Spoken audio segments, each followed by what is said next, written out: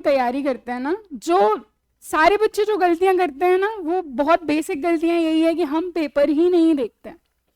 मान लो मैं यहाँ आई, मैंने तुमको एक टॉपिक पढ़ाया और मैं पढ़ा करके चली गई, ना तो आपने अपना पुराना पेपर देखा है, ना ही आपने उस टॉपिक के क्वेश्चन सॉल्व किए हैं। तो आपको कैसे पता चलेगा कि मैंने जो पढ़ाया है इज इट रेलेवेंट और not? How will you identify? तो जब भी किसी भी एग्जाम की तैयारी कर रहे होते हैं, देखो 2 से 2.5 लाख फॉर्म पीएससी में लोग भरते हैं, पोस्ट की हालत तुमको पता है क्या है, पर कम पोस्ट में भी लोग सिलेक्ट हो रहे हैं, ऐसा नहीं है कि वो पोस्ट खाली रह जा रही हैं। तो जब हमारा एग्जाम नहीं निकलता ना, तो बड़ा सिंपल है, हम ब्लेम करते हैं। सबके साथ है, मेरे साथ, तुम्हारे साथ, कि एग्जाम नहीं निकला, आयोग की गलती है, पेपर का पैटर्न बदल दिया, पेपर ही खराब था, मौसम ही खराब था, रोड पे गड्ढे हैं, वो सारी चीजें आ जाती हैं। कि पेपर ना निकलने के लिए हम कभी भी खुद को रिस्पॉन्सिबल कंसीडर नहीं करते, क्योंकि हम खुद डरते हैं कि अगर खुद को गलत बता दिया तो क्या, और अल्टीमेटली एग्जाम ना निकलने के पीछे हम ही रिस्पॉन्सिबल हैं। क्यों? क्योंकि जिस बार हमारा नहीं निकला उस बार किसी ना किसी का तो निकला है। That person is also having same opportunities, same resources, जो सब पढ़ रहे हैं वही उसने पढ़ा है, स्टिल वो सिलेक्ट हुआ और हम नहीं हुए। तो उसके पीछे बहुत बेसिक गलतियां हैं जो सब करते हैं। बेसिक गलती में सबसे पहला, हम सिलेबस ही नहीं देखते हैं, हमें सिलेबस याद ही नहीं होता। तो सबसे पहले जैसे प्रीलिम्स में हमारी 10 यूनिट हैं, 10 यूनिट में से एटलीस्ट आपको ये पता होना चाहिए कि उनमें कौन कौन से टॉपिक्स मेंशन हैं। और टॉपिक के बाद सबसे पहला काम, जैसे अभी हमारे पास बहुत अच्छा टाइम है प्रीलिम्स के लिए, दूसरा ये कि हमने ये देखा हो कि हर यूनिट से क्या क्वेश्चन आए हैं। बहुत मुश्किल नहीं है सब ढूंढना, दुनिया भर की बुक्स अवेलेबल हैं, दुनिया भर की पीडीएफ्स हैं, आप कहीं भी देखो, थॉरोली बस चेक करो कि आप जो पढ़ रहे हो इज इट गिविंग आउटपुट और नॉट। और वो आप तभी कर पाओगे जब आप क्वेश्चंस देखोगे। तो सबसे पहला काम क्या है? क्वेश्चन देखना। अभी जैसे कि हम जनवरी एंड पे हो ही गए, फैब बचा है, मार्च है, और अप्रैल के 20 दिन मान लो, 26 को अगर पेपर है तो हमारे पास अच्छा खासा टाइम है। आप मान करके चलो उस टाइम में बहुत अच्छे मार्क्स से प्रीलिम्स निकाला जा सकता है और सिलेक्शन भी लिया जा सकता है। तो पहला काम सब क्या करेंगे? पहला काम सब लोग कल बायो के क्वेश्चन ढूंढ करके आएंगे कि प्रीलिम्स में क्या क्या क्वेश्चन पूछे गए हैं बायो से। हम जो टॉपिक पढ़ने वाले हैं वो सेल है, ये मैं अपने हैंड रिटन नोट्स लेकर के आई हूँ ताकि थोड़ा सा तुमको पता चल जाए कि नोट्स कैसे बनाने, है ना। दूसरी गलती बच्चे करते हैं, नोट्स ही नहीं बना रहे। ये गलती प्रीलिम्स में नहीं समझ में आती, ये गलती मेंस के टाइम पे समझ में आती है, क्योंकि मेंस में हमें बहुत सारा पढ़ना है और तुरंत हमें रिवाइज करना है। तो वो एक बुक से रिवाइज कर पाना इज नॉट पॉसिबल। फिर हम इसकी फोटोकॉपी, उसकी फोटोकॉपी, यहाँ पीडीएफ ढूंढते हैं। और आजकल सबसे बड़ी प्रॉब्लम यही है, कंटेंट जो है it is available in abundance, इतना ज्यादा कंटेंट अवेलेबल है, हम खुद ही कंफ्यूजन में रहते हैं कि यार इस अकेडमी के नोट्स पढ़ लूँ, ये पीडीएफ भी देख लूँ, ये भी कर लूँ। नहीं करना है ये सब। अगर ईमानदारी से तुमने डिसाइड किया है दैट आपको सिलेक्शन लेना है ना, तो जो भी रिसोर्सेज, सपोज आपने यहाँ एडमिशन लिया है, just trust your notes only, that's it. नहीं जाना है आपको कहीं और। अपने टीचर्स पे ट्रस्ट रखो और खुद पे ट्रस्ट रखो कि जो हम पढ़ रहे हैं हम इसी से पास होंगे। और फिर वही बात आ जाती है लैक ऑफ सीरियसनेस, कि हमने डिसाइड तो कर लिया कि हमें पीएससी करना है, डेप्यूटी कलेक्टर बनना है, डीएसपी बनना है, बट जो पीएससी डिमांड कर रहा है क्या हम वो दे पा रहे हैं उसको? कई बार देखने को मिलता है, मैंने ही देखा है कि जो छोटे लेवल के एग्जाम होते हैं ना, जैसे एमपी पुलिस का एग्जाम हो गया, एसएससी सीएचएसएल का एग्जाम हो गया, उसमें सिलेक्शन रेशियो बहुत हाई है। रीजन बीइंग छोटे बच्चे होते हैं जो उन एग्जाम को दे रहे होते हैं, 12th बेस या जो कॉलेज में है वही। पीएससी में आने के बाद ना बच्चा अपने आप को इतना समझदार समझता है कि उसको टीचर भी बेवकूफ लगता है कि अब तो जो है हम ही हैं, हम निकाल लेंगे अपने हिसाब से। तो ऐसा नहीं होता। अगर आप हमेशा किसी ना किसी को फॉलो करोगे ना, तो डेफिनेटली आप फॉलो करते हुए कहीं तो पहुंचोगे। बट अगर आपने किसी को भी आइडियलाइज करना बंद कर दिया, फॉलो करना बंद कर दिया ना, तो आप बीच रास्ते में रह जाओगे। ठीक है, टीचर आया पढ़ाया, हमने टीचर को ही जज कर दिया, अच्छा पढ़ाया बुरा पढ़ाया, ये करा वो करा। एक टीचर जब आपको पढ़ा रहा है, एफर्ट्स तो वो लगा ही रहे। तो अल्टीमेटली आपको कंसंट्रेशन बिठाना है, आप कंसंट्रेशन बिठाओ। सबके पास बराबरी का दिमाग है। ये एक फालतू की थ्योरी है कि इसका दिमाग ज्यादा चलता है उसका कम चलता है। क्यों? ऐसा सच में होता है क्या? सबके पास बराबर आंख है, कान है, हाथ है, एक सा काम कर रहे हैं ना बॉडी ऑर्गन सारे। दिमाग कैसे अलग काम कर सकता है? It is based on the usage, कि हम कैसे यूज कर रहे हैं उसको। एक गाड़ी को आप 8 दिन तक बंद रखो और फिर उस गाड़ी को स्टार्ट करो, क्या वो इजीली स्टार्ट हो जाएगी? नहीं होगी। सेम हमारे ब्रेन के साथ है। जितना आप मेहनत करोगे, अपने ब्रेन को शार्पन करोगे, उतना ही आपके लिए अच्छा होगा। ठीक है, चलो। तो एक बचपन से जो शायद ये चैप्टर सबने पढ़ा होता है, मुझे नहीं लगता कोई ऐसा हो जिसने ये चैप्टर नहीं पढ़ा है। सेल, बायो के नाम पे सबको क्या याद होता है? सेल। तो what is a cell? Cell is a basic functional and structural unit of life. सबको पता है डेफिनेशन? ओके, हमने बोल दिया कि ठीक है। मुझे बताओ, वायरस एक सेल है या नहीं? वायरस सेल नहीं है, तो वायरस क्या है फिर? बैक्टीरिया एक सेल है या नहीं? बैक्टीरिया सेल है और वायरस सेल नहीं है। क्या डिफरेंस है फिर बैक्टीरिया में और वायरस में? बताओ। आपस में बात करोगे तो देखो, नुकसान तुम्हारा, मेरा कुछ भी नहीं है। मैं तो आऊंगी, मेरा लेक्चर काउंट होगा, मेरे को सैलरी भी मिलेगी, है ना? It is completely your loss कि मैं जो बता रही हूँ वो तुम नहीं सुन पाओ। वायरस जो है वो आउटसाइड द होस्ट डेड होता है। वायरस सेल कंटेन नहीं करता, और जैसे ही वो किसी लिविंग बॉडी से अटैच होता है तो वो फिर क्या हो जाता है? जिंदा हो जाता है ना? तो वायरस सेल नहीं है, बट जो बैक्टीरिया है वो सेल है। और बैक्टीरिया किस टाइप की सेल है? यूनिसेलुलर, एक ही सेल है जिसमें सारी चीजें हो रही है। ठीक है, ये हम सबको पता है। फिर बचपन से हम दो टाइप पढ़ते आ रहे सेल के, क्या? Prokaryotic and eukaryotic. प्रो मतलब जो प्रिमिटिव है, प्रो मतलब होता है प्रिमिटिव, और कैरियोट मतलब होता है न्यूक्लियस। तो ऐसी सेल जिसके पास वेल डेवलप्ड न्यूक्लियस नहीं है उसको हम क्या बोलेंगे? प्रोकैरियोटिक। और जस्ट अपोजिट हो गई हमारी यूकैरियोटिक, जिसके पास वेल डेवलप्ड न्यूक्लियस है और सारे सेल मेम्ब्रेन के अंदर आपके क्या मिल जाएंगे? हमें ऑर्गन्स मिल जाएंगे। ठीक है, ये हो गया। फिर हम एक पढ़ते हैं प्लांट सेल और एक एनिमल सेल। इनमें क्या डिफरेंस है प्लांट सेल और एनिमल सेल? मेंस में अगर सेल से कोई क्वेश्चन आता है तो यही दो क्वेश्चन है, प्रोकैरियोटिक और यूकैरियोटिक, और प्लांट सेल और एनिमल सेल। हम ये भी नहीं लिख पाते। कितना बेसिक क्वेश्चन है, बचपन से पढ़ते आ रहे हैं, हमें पता है कि प्लांट सेल में सेल वॉल होती है, एनिमल में नहीं होती, हमें सब कुछ पता है हमको, बट स्टिल हमारी फ्रेमिंग ही नहीं है। तो फिर ये प्रॉब्लम की बात हो रही है। प्रॉब्लम वही हो रही है कि जिस टाइम पे जो करना चाहिए हम वो नहीं कर रहे होते, बाकी सब कर रहे होते हैं। ठीक है, तो सेल जो है वो किसने डिस्कवर की थी? ये भी सबने पढ़ा होगा, रॉबर्ट हुक। 1565 में रॉबर्ट हुक ने क्या की थी? एक सेल डिस्कवर की थी, बट वो क्या थी? एक डेड सेल थी। कॉर्क जो होता है, कॉर्क की डेड कॉर्क में उन्होंने डिस्कवर की। तो फिर जो एक जिंदा सेल थी जिसको हम बैक्टीरिया ही बोल रहे हैं, वो किसने डिस्कवर की है? लुएनहॉक। ठीक है, बैक्टीरिया का डिस्कवरर कह लो या फिर आप एक लिविंग सेल कह लो। इसके बाद सेल का जो ब्रेन होता है वो किसको बोलते हैं? न्यूक्लियस को। क्यों बोल रहे हैं? बिकॉज सेल में होने वाले जितने भी काम है, क्या होना है, कंट्रोल करने का काम कौन? जैसे हमारी बॉडी में सब कुछ कौन कंट्रोल करता है? पढ़ना है, नहीं पढ़ना है, रील देखना है या सो जाना है, गुड मॉर्निंग बोलना है या गुड नाइट बोलना है, everything is decided by our brain. तो हम जिस तरीके से ह्यूमन बॉडी में ब्रेन कंट्रोलिंग का काम करता है ना, उसी तरीके से सेल में कंट्रोलिंग का काम कौन कर रहा है? न्यूक्लियस कर रहा है। तो न्यूक्लियस के जो डिस्कवरर हैं वो कौन है? Robert brown. अब ये न्यूक्लियस अलग है और उधर तुम्हारा केमिस्ट्री वाला न्यूक्लियस अलग है ना, इसमें कंफ्यूज नहीं होना। तो ये जितने भी फैक्ट लिखे हुए हैं सारे पूछे गए। इसके बाद एक हम पढ़ते हैं सेल थ्योरी। किसने दी है सेल थ्योरी? अभी रिसेंटली इनकी डेथ भी हो गई, जो सेल थ्योरी वाले तुम्हारे डिस्कवरर थे। तो दो लोग हैं, एक तो है शील्डन और एक स्वान। इन दो लोगों ने सेल थ्योरी दी, बट दोनों में एक डिफरेंस था कि ये जो थे वो बॉटनिस्ट थे। बॉटनिस्ट मतलब प्लांट्स पे जो रिसर्च करते थे, और ये जो थे वो आपके जूलॉजिस्ट थे। इनका बेसिकली न्यूरॉन्स में इनका नाम आता है। तो इन दोनों ने एक ही बात बोली। इन दोनों ने क्या बोला कि हर बॉडी जो एग्जिस्ट करती है, हर जो लिविंग बॉडी है, वो बनी हुई है एक बिल्डिंग ब्लॉक से, और उसी को हम क्या बोल रहे हैं? सेल बोल रहे हैं। बट ये लोग ये नहीं बता पाए कि आखिर जो नई सेल्स हैं उनका फॉर्मेशन कैसे हो रहा है। इनने ये तो बता दिया कि हर एक बॉडी जो है वो किससे बनी हुई है?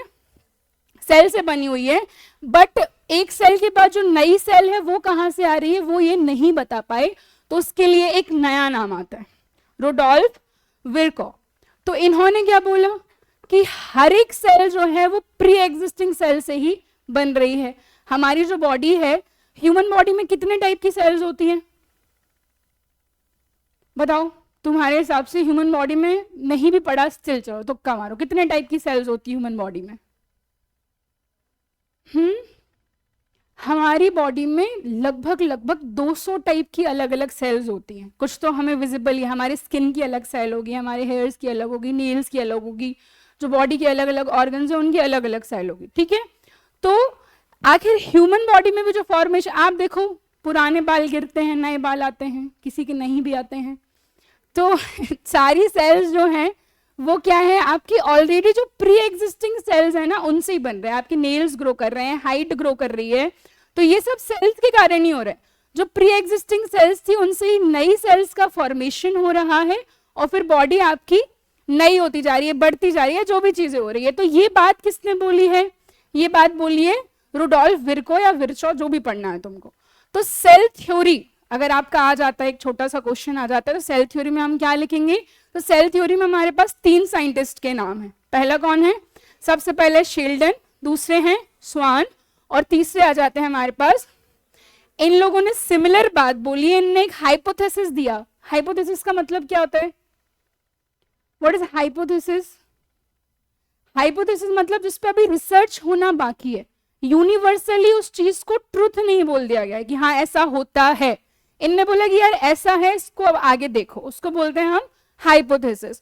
तो इन लोगों ने बोला कि every living body is made up of cell, और इन्होंने बोला कि हर सेल जो है वो कहां से आ रही है? प्री एग्जिस्टिंग सेल से ही क्या हो रही है? जनरेट हो रही है, ठीक है। इसके बाद हमने देखा हर सेल में 3 चीजें प्रेजेंट होती हैं, प्रोकैरियोटिक ले लो या यूकैरियोटिक ले लो।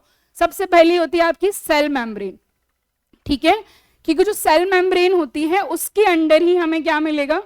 उसके अंदर हमें मिलेगा आपका न्यूक्लियस और साइटोप्लाज्म। साइटोप्लाज्म क्या है? जो लिक्विड है ना, ये साइटोप्लाज्म जो है it is the base of life, कि यही जीवन का आधार है। ये बात किसने बोली है? ये आपका क्वेश्चन है। साइटोप्लाज्म जो है यही जीवन का आधार है। ये स्टेटमेंट किसका है? दिस इज पुरकिंजे, इन्होंने कहा था, ठीक है। तो एक ये देखो, ये जो ब्लैक वाला एरिया है ना, इसको तुम मान लो कि ये सेल वॉल है, रेड वाला मान लो कि सेल मेम्ब्रेन है, और ये लिक्विड जो यहाँ पे भरा होगा वो क्या है? आपका साइटोप्लाज्म। साइटोप्लाज्म एक प्लाज्मा से ही समझ लो, प्लाज्मा समझ रहे हो, सेमी फ्लूइड जो लिक्विड होता है वो, ठीक है। तो हर एक सेल में हमें क्या क्या मिलेगा? जो आपकी सेल मेम्ब्रेन या प्लाज्मा मेम्ब्रेन है वो तो मिलेगी ही मिलेगी। दूसरा, और कौन सा ऑर्गन है सेल का जो यूनिवर्सल है, एग्जिस्ट करेगा ही हर सेल में?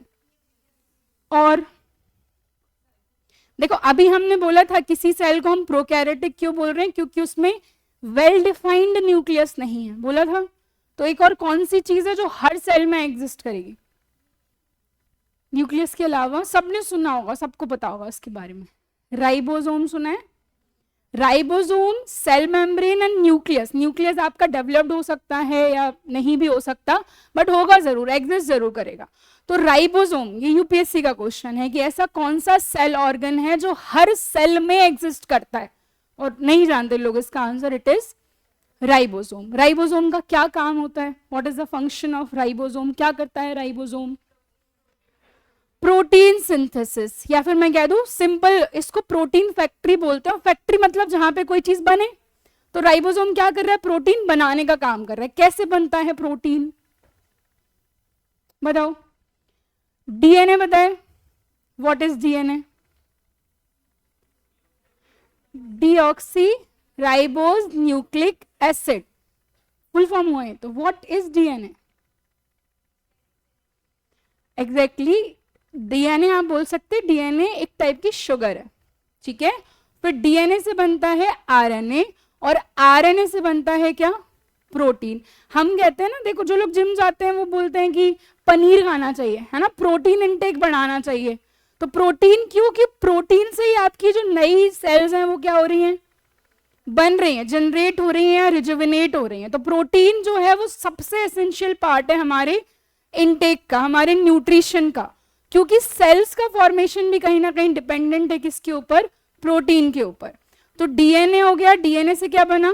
आरएनए बना, और आरएनए से क्या बना, राइबोसोम, और राइबोसोम ही क्या बना रहा है, प्रोटीन बना रहा है। राइबोसोम खुद भी एक प्रोटीन है और राइबोसोम ही क्या बना रहा है, प्रोटीन बना रहा है। अब जब प्रोटीन राइबोसोम में बन गया है तो उसको बॉडी के अलग अलग, बॉडी एज इन सेल के अलग अलग पार्ट्स तक भेजने का काम कौन कर रहा है, बताओ, बायो वाले थे ना अभी, गोल्जी अपैरेटस और एंडोप्लाज्मिक रेटिकुलम, ये दो होते हैं, दो, ये तीन ऑर्गन याद रखो आप, राइबोसोम, गोल्जी बॉडी और एंडोप्लाज्मिक रेटिकुलम, तीनों ही प्रोटीन से रिलेटेड है।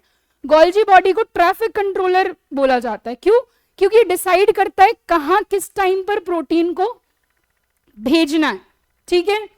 तो आपसे जनरली पूछ लेंगे कि भैया traffic controller under the cell किसको कहा जाता है, तो गोल्जी बॉडी को कहा जाता है। फिर पूरी सेल का सबसे इंपॉर्टेंट पार्ट क्या है जिसको सेल इनसाइड द सेल बोलते हैं, cell inside the cell, mitochondria, ठीक है। क्यों, क्योंकि पूरी सेल की फंक्शनिंग ही किस पर डिपेंड कर रही है, सेल के लिए अल्टीमेटली खाना बनाने का काम जिसको हम एनर्जी बोल रहे हैं, है ना, वो कौन है आपकी, माइटोकॉन्ड्रिया। एटीपी सुना है सभी ने, तो वो फॉर्मेशन कहाँ हो रहा है, यहीं से हो रहा है। और माइटोकॉन्ड्रिया में अंदर भी माइटोकॉन्ड्रिया का स्ट्रक्चर हमें सेल जैसा मिलता है, क्रिस्टे बेसिकली उसको बोलते हैं। तो सिंपल क्वेश्चन आते हैं हमें, देखो जब हम पढ़ रहे होते हैं ना तो क्या होता है, हमें कोई सब्जेक्ट अच्छा लग जाता है। लाइक जब मैंने तैयारी करना शुरू की थी, मैं टोटली टेक्निकल बैकग्राउंड से थी, पर मुझे हिस्ट्री अचानक से पसंद आ गई, और इतनी पसंद आ गई कि मैंने 8 महीने सिर्फ हिस्ट्री पढ़ी और मैंने कोई सब्जेक्ट नहीं पढ़ा। और सब ये गलती करते हैं, किसी को ज्योग्राफी पसंद आ गई तो वो ज्योग्राफी ही पढ़ता है। हमें पीएचडी नहीं करना है किसी भी सब्जेक्ट में, हमें सिर्फ उतना पढ़ना है जितने में हमारा, उसके बाद भूल जाए बस, क्योंकि पता नहीं क्यों पढ़ा रहे हैं ये सब, वहाँ नहीं है एप्लीकेशन, मेरा भी यही मानना है, बट ठीक है, पर सिलेबस में है तो हमें पढ़ना ही है। हमें सिर्फ उतना पढ़ना है जितने में हमारा क्या हो जाए, सिलेक्शन हो जाए। तो सिलेक्शन में हमें क्या, व्हाट इज सेल, तो cell is a basic functional and structural unit of life. इसके बाद सेल इनसाइड द सेल किसको बोलते हैं, सेल का डिस्कवरर कौन है, रॉबर्ट हुक, पर वो सेल कैसी थी, डेड सेल थी। फिर लिविंग सेल जो है वो किसने खोजी, एंटोनियो ल्यूएनहॉक, जो कि एक बैक्टीरिया था। बैक्टीरिया को हम यूनिसेलुलर सेल भी क्या कर सकते हैं, बोल सकते हैं। इसके बाद सेल के अंदर प्रोटीन बनाने का काम कौन कर रहा है, राइबोसोम कर रहा है, ठीक है। तो सेल हमारे लिविंग ऑर्गेनिज्म को डिफाइन करती है, दो टाइप की हो सकती है, यूनिसेलुलर एंड मल्टी सेलुलर।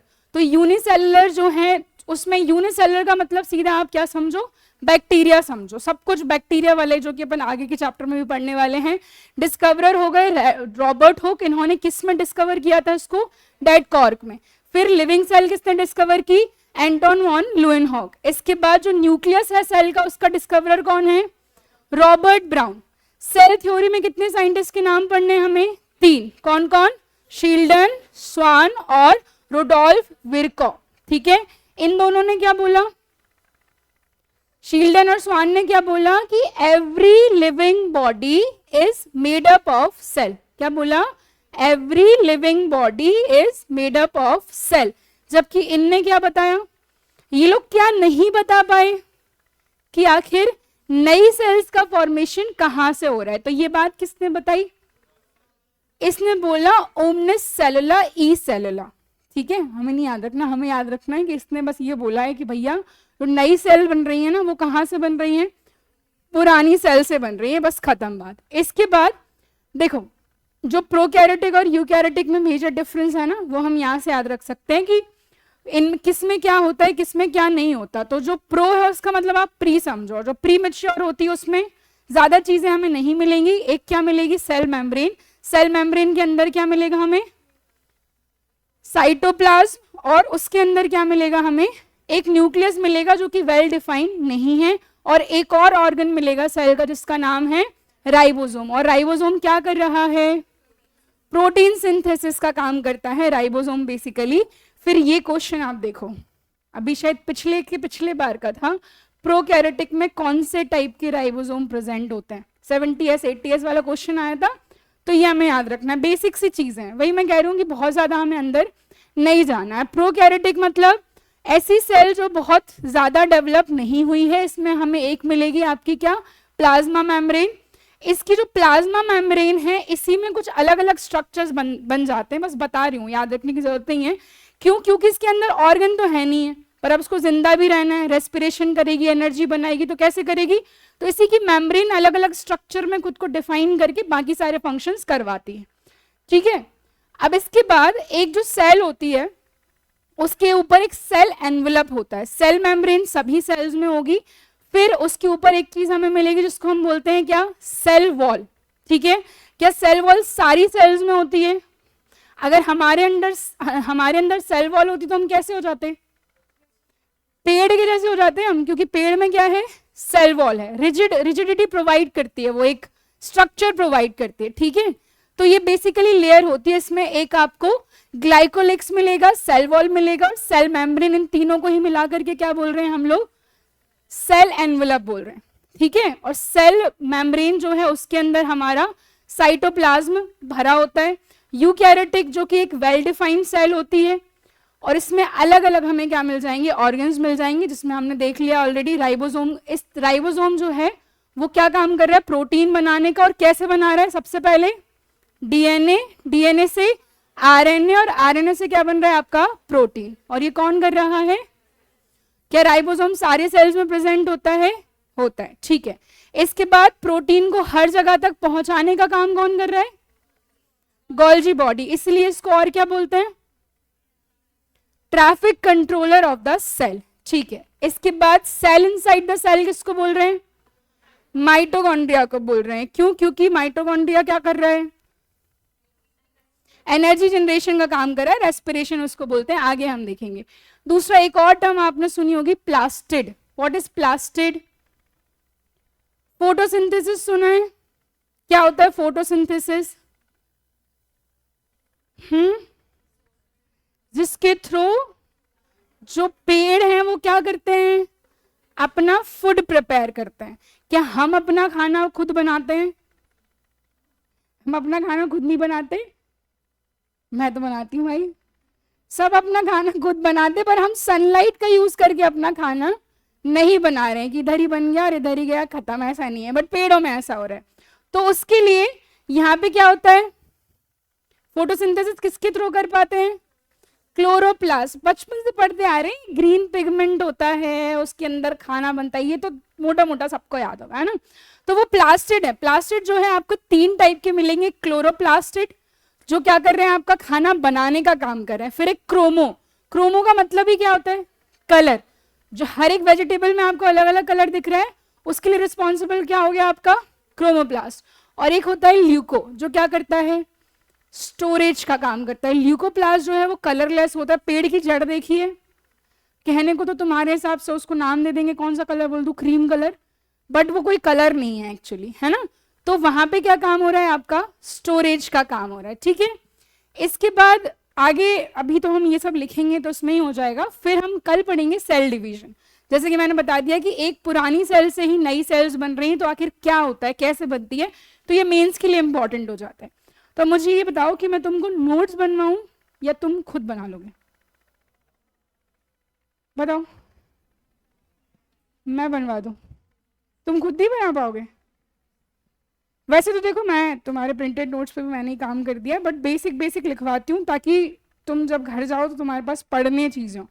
क्यों? जब हम हैंड रिटन लिखते हैं ना तो बात कुछ और होती है, ठीक है। चलो, हेरिंग नालो the cell. Study of cell क्या कहलाती है? Study of cell is cytology. Good.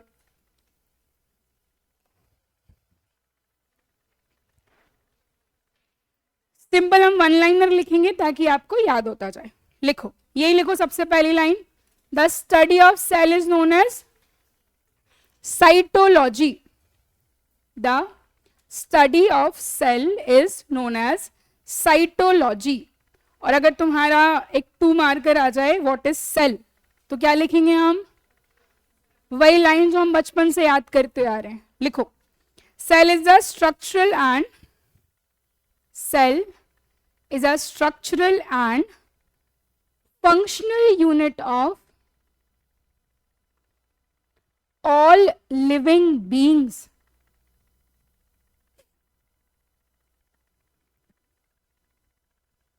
ऐसे बनाना कि तुमको पढ़ने में मजा आए, बोरिंग नोट्स नहीं बनाना, ठीक है। और अब ये 3 नाम लिखेंगे हम। कि भैया सबसे पहले किसने क्या खोजा है, तो सबसे पहले who discovered cell, Robert Hooke in a dead cork. कब की बात है ये, 1665। Robert Hooke in a dead cork 1665। बातें नहीं करो, यहां ध्यान ले लो, तुम्हारा पास वाले घर जाके पढ़ता होगा और वो निकालने का पेपर तुमको ही नहीं पता चलेगा। ठीक है, फिर पहली बार लिविंग सेल किसने डिस्कवर की है, बोलो, एंटन वॉन लुएनहॉक, या फिर आप बोल सकते हो इसने क्या डिस्कवर किया है, बैक्टीरिया।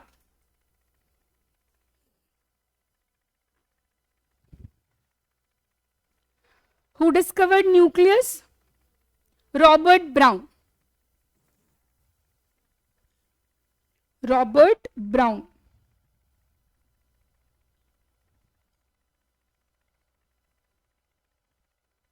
ठीक है, अब लिखो सेल थ्योरी। सेल थ्योरी अगर आता है एग्जाम में तो एज इट इज लिख देना है आपको। मुझे फिर से बताओ, सेल थ्योरी में हमने कितने साइंटिस्ट के नाम पढ़े हैं, 3। कौन कौन, शील्डन, स्वान और रुडोल्फ विर्को या विर्चो, जो भी तुमको पढ़ना है। इन दोनों ने क्या बोला है, every living body is made up of cell. इनने क्या एडिशन बताया, क्योंकि ये बता नहीं पाए ना कि हर बार नई सेल कहां से आ जा रही, तो ये इनने बताया कि जो प्री एग्जिस्टिंग सेल्स हैं उन्हीं में सेल डिवीजन होकर के आपकी नई सेल बन जाती है। ठीक है, लिखो cell theory. The cell theory was given by 2 German scientist. देखो पहले ना एनसीईआरटी में इनको ब्रिटिश लिखा था, बट एनसीईआरटी का नया अपडेट है, इनको जर्मन साइंटिस्ट ही बता दिया। तुम्हारे लिए बहुत इंपॉर्टेंट नहीं है, बट आंसर लिखते टाइम अगर जर्मन लिख दोगे तो अच्छा रहेगा। Cell theory was given by 2 German scientists, M.J. Sheldon, M.J. Sheldon, bracket में ईयर लिख लेना 1838,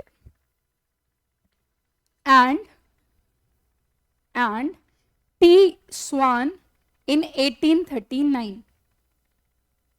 स्पेलिंग्स का ध्यान रखना, छोटे आंसर्स में स्पेलिंग मिस्टेक नहीं करनी है, बड़े में चल भी जाती है, पर छोटे में हम वर्ड्स ही कम लिख रहे हैं तो वो बता रहे हैं कि तुम्हें कितना आता है। टी स्वान 1839। ठीक है, तो हमने बता दिया सेल थ्योरी किसने दी है। आगे अब इसमें क्या है, इट स्टेट्स के बाद डैश लगाओ और नीचे लिखो।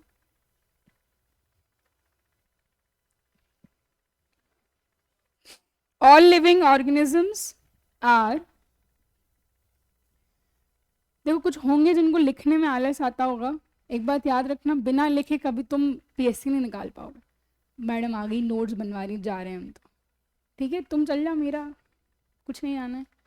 तो बिना लिखे एमपीपीएससी निकालना बिल्कुल पॉसिबल नहीं है। और तुम जिसका नहीं निकल रहा है ना, उससे पूछ लेना कि उसकी सबसे बड़ी गलती क्या है। वो सबसे पहले तुमको यही बोलेगा कि मैंने अपने रिटर्न नोट्स नहीं बनाए, पहली मिस्टेक, और दूसरी मैंने आंसर राइटिंग कम प्रैक्टिस की। ठीक है ना, तो आंसर राइटिंग की जितनी ज़्यादा करोगे ना, और या क्लास के नोट्स जो है ना वो बहुत बेहतर होते हैं, क्योंकि टीचर आपको ऑलरेडी फॉर्मेटिंग में बता रहा होता है। जब अविनाश सर ने मुझे भी पढ़ाया, जब सर पढ़ाते थे ना हमारी पूरी क्लास में, बस वही थे जो नोट्स बनवाते थे, और हमको सबसे ज़्यादा गुस्सा आती थी, ये आते हैं और लिखवाने ही बंद नहीं होते, हाथ दुखे जा रहे हैं। बट वो चीज़ मुझे हर मेंस में सबसे ज़्यादा फ्रूटफुल साबित हुई है। तो वही तुमको भी आदत डालनी है कि जितना हो सके बस लिखो, हाथों को आदत डालो। और जिनको लिखने में आलस आता है तुमको पता ही है आगे फिर। All living organism are composed of sales.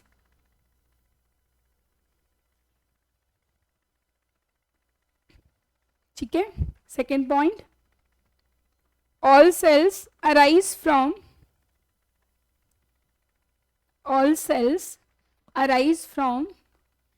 pre-existing cells। और ये बात किसने बोली है, उनका नाम हम लिखेंगे, ये लिखा है यहाँ पे, रुडोल्फ विर्को।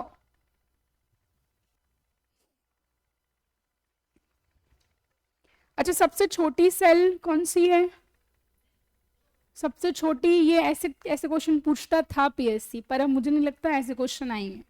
सबसे छोटी स्मॉलेस्ट सेल पढ़ा होगा, smallest cell, longest neuron, largest ostrich egg is a largest. अच्छा, लॉन्गेस्ट और लार्जेस्ट में क्या डिफरेंस है, लॉन्गेस्ट में सिर्फ हम लेंथ की बात करें, लार्जेस्ट में ओवरऑल बात करें, ठीक है। स्मॉलेस्ट इज माइकोप्लाज्मा, ठीक है। और ह्यूमन बॉडी में सबसे स्मॉलेस्ट कौन सी होती है? आरबीसी स्मॉलेस्ट ह्यूमन बॉडी में। लिख ही लो तुम, क्या smallest cell is mycoplasma, smallest cell is mycoplasma. 0.1 micrometer जो है इसकी होती है। Largest ostrich egg, largest ostrich egg, longest nerve cell या neurons, nerve cell या neurons।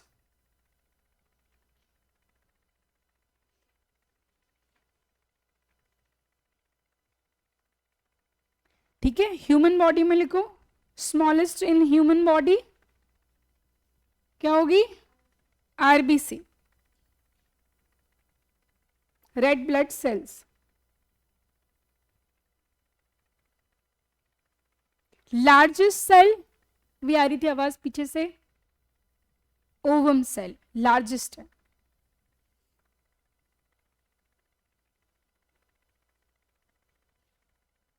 और लॉन्गेस्ट सेम वापस से न्यूरॉन्स या नर्व सेल। ठीक है, जितना लिखा उतना याद है हमें। Study of cell is known as, सब बोलेंगे, जो नहीं बोलेगा उसको बिठाऊंगी नहीं मैं। Study of cell is cytology. Who discovered cell? When? 1665, but that was a dead cell. Then who discovered a living cell? Antonio Leeuwenhoek. कब की बात? ईयर छोड़ो, इसका मत याद करो। इसके बाद सेल थ्योरी किसने दी है? शील्डन एंड स्वान। और बाद में एक और नाम ऐड हुआ, बोलो, रुडोल्फ विर्को। इन दोनों ने क्या बोला? Every living organism is made up of cell. इन भाई साहब ने क्या बोला? Every new cell is formed from the pre existing cells. ठीक है, इसके बाद लार्जेस्ट सेल कौन सी होती है? ओवरऑल बात करें, लार्जेस्ट ऑस्ट्रिच है। Largest in human body ovum cell. Longest in general neuron, और longest in human body overall जो स्मॉलेस्ट है दैट इज, और smallest in human body. Good, चलो अब लिखो types of cell. Types of cell. ये phone अंदर रख के पढ़ा करो, ये फोन ही है सारी जड़। तो सबसे पहले on the basis of number, तो नंबर के बेसिस पे कितने टाइप की हो जाएगी? दो। कौन कौन सी? यूनी मतलब, तो जिसमें एक ही सेल होगी वो क्या कहलाएगा? यूनिसेलर। और जिसमें मल्टीपल होंगी वो, लिख लो, on the basis of number there are two types of cells. On the basis of number, there are two types of cells. पहला यूनिसेलुलर, इसके सामने डैश लगा के लिखो, यूनिसेलुलर के सामने। Many small plants and animal, many small plants and animals are made up of just one single cell. Just one single cell. Example, बोलो example, bacteria, amoeba, yeast, जो भी याद आ जाए तुम्हें उस समय पे। नेक्स्ट मल्टी सेलर, क्या हो जाएगा? मल्टी सेलर, मल्टीपल सेल्स होंगी जिसमें, लिख लो, most plants and animals are made up of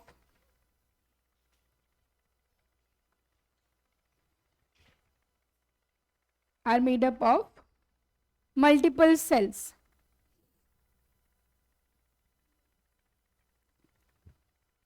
देखो जब भी किसी चीज को डिफाइन कर रहे होते हैं, सपोज मैंने मल्टी सेलुलर की बात की, तो या तो आप ऐसे लिखो कि multi cellular cell is a made up of multiple cells, ठीक है, या फिर a cell which is made up of multiple cells is known as multi cellular. दोनों को मिक्स करके लिखते हैं बच्चे वर्ड्स भराने के चक्कर में। A multi cellular cell is made up of multiple cell is known as multi cellular cell, ऐसे नहीं लिखना है, ठीक है, लिखते हैं लोग। चलो, और इसका एग्जाम्पल में क्या लिखेंगे हम, खुद को लिखेंगे, ह्यूमन बॉडी, या जो भी जी में आया वो लिख दो। नेक्स्ट, ये हो गया on the basis of number of cell. दूसरा, नेचर के बेसिस पे, on the basis of structure of nucleus, on the basis of structure of nucleus. कितने टाइप की है, दो, पहले टाइप लिख लो दो, प्रोकैरियोटिक एंड यूकैरियोटिक।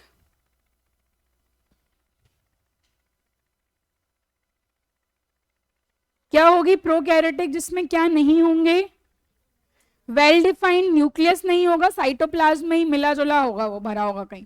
और यूकैरियोटिक जिसमें आपको दिख रहा है कि न्यूक्लियस अलग है, न्यूक्लियस की मेम्ब्रेन अलग है, उसमें न्यूक्लियोप्लास्ट भरा हुआ है और वो साइटोप्लास्ट से अलग हो रखा है, ठीक है। तो पहले लिखेंगे हम prokaryotic.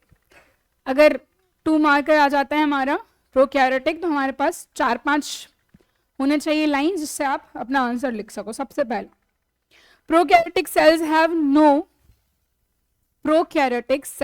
Have no well defined nucleus,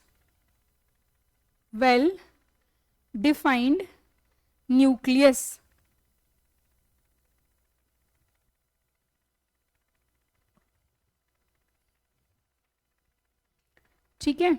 इसके बाद और क्या लिखें इसमें, प्रोकैरियोटिक में तुम्हारे हिसाब से और क्या होना चाहिए,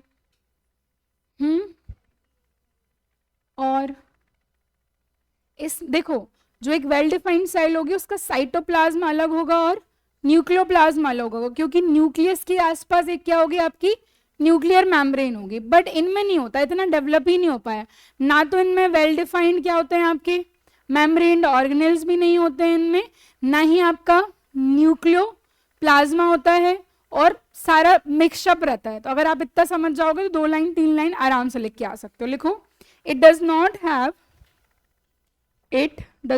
have well defined nuclear membrane,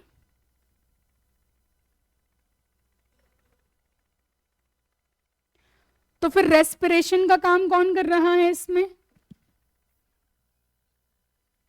cell membrane.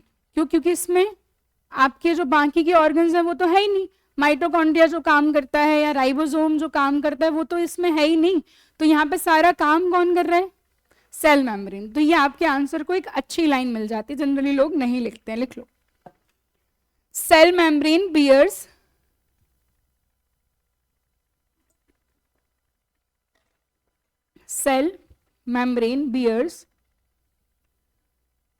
respiratory functions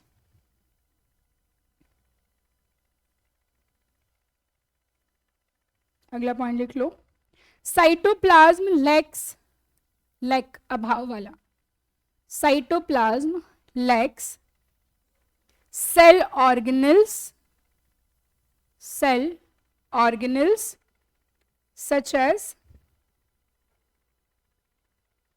such as क्या, माइटोकॉन्ड्रिया,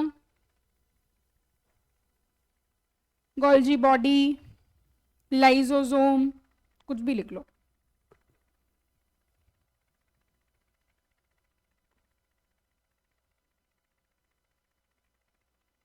ठीक है, और इस सेल में किस टाइप का हमें राइबोसोम मिल रहा है, 70S टाइप का, ये भी लिख लेना,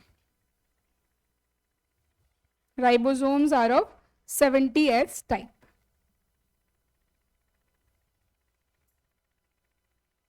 तो इसमें डीएनए होगा कि नहीं होगा,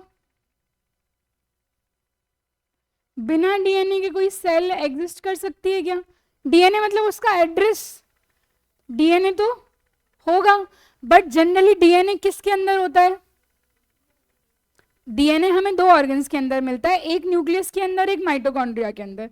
पर क्योंकि इसका न्यूक्लियस ही डिफाइंड नहीं है तो इसका जो डीएनए उसको नेकेड डीएनए बोलते हैं, बहुत वेल डिफाइंड नहीं है, बाउंडेड नहीं है। तो नेकेड डीएनए मिलता है किसके अंदर हमें? प्रोकैरियोटिक सेल में। डीएनए तो होगा भैया, ऐसा नहीं है कि डीएनए नहीं होगा, याद रखना। और एग्जाम्पल में लिख लो प्रोकैरियोटिक के, bacteria and blue green algae, cyanobacteria पे बोलते हो जिसको।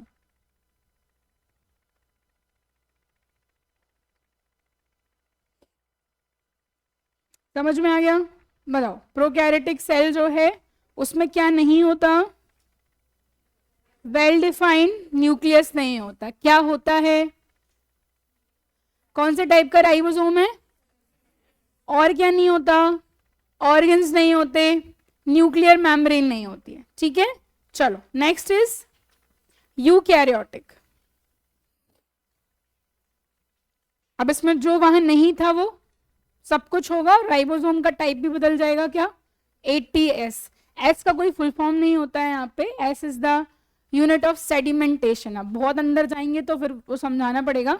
एस जो है यहाँ पे राइबोसोम जो है वो क्या कर रहा है? प्रोटीन बनाने का काम कर रहा है। तो उसमें प्रोटीन की सेडिमेंटेशन की यूनिट होती है, वो भी डेंसिटी की, तो वो बहुत अंदर है, अपन को नहीं जाना, तुम तो बस टाइप याद रख लो कौन सा टाइप का। यूकैरियोटिक लिखो।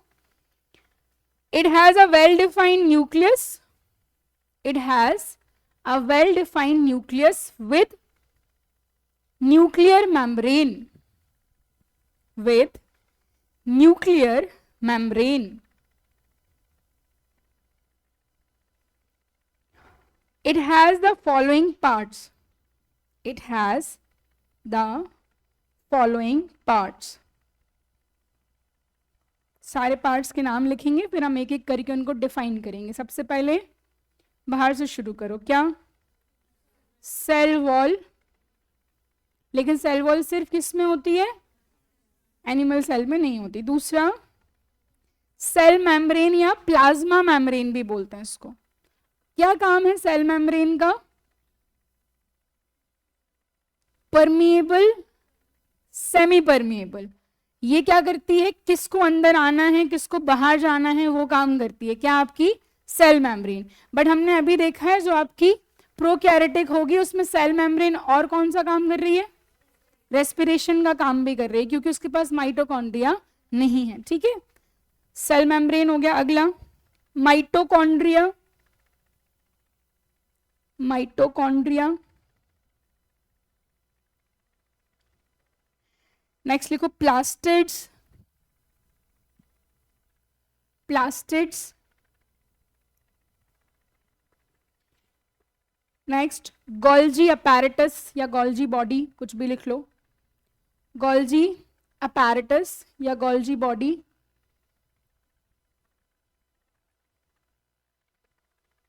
अगला राइबोसोम्स।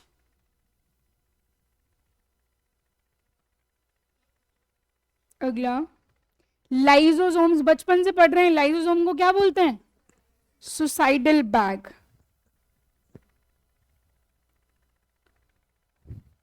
Next vacuoles. क्या होते हैं वैक्यूल्स? एक क्लियर स्पेस होता है mainly in the plant cell.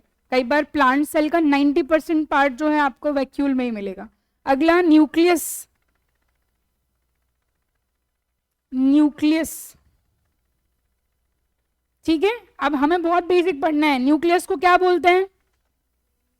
Brain of the cell या फिर controller of the cell. Cell में जो भी फंक्शंस होने हैं, क्या होना है क्या नहीं होना, ये कौन डिसाइड करता है? न्यूक्लियस। एक हो गया। सुसाइडल बैग किसको बोल रहे हैं? प्रोटीन फैक्ट्री किसको बोल रहे हैं? राइबोसोम को। ठीक है, एनर्जी करेंसी क्या होती है? एनर्जी करेंसी इज ATP, और वो फॉर्मेशन कहाँ हो रहा है?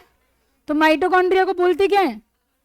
Power house of the cell या फिर सेल इनसाइड द सेल। ठीक है, और ट्रांसपोर्टेशन का काम कौन कर रहा है? Golgi body. बेसिकली दोनों ही आपको मिलेंगे, एंडोप्लाज्मिक रेटिकुलम और गोल्जी बॉडी, दोनों का ही थोड़ा थोड़ा ये फंक्शन है।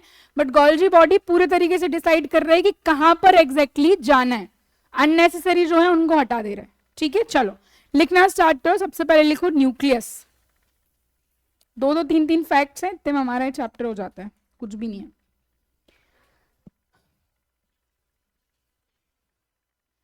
डिस्कवरर है कौन? Robert brown, year 1831। Robert brown 1831. It is also known as brain or controller of the cell. It is also known as brain or controller of the cell. क्या होता है इसके अंदर? Nucleus contains DNA. Nucleus contains DNA.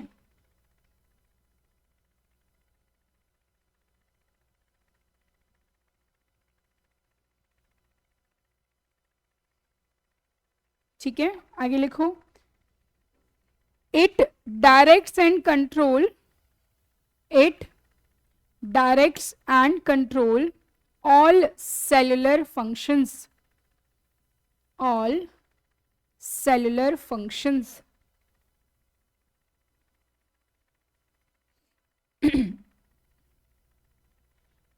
ठीक है, who is the discoverer of nucleus?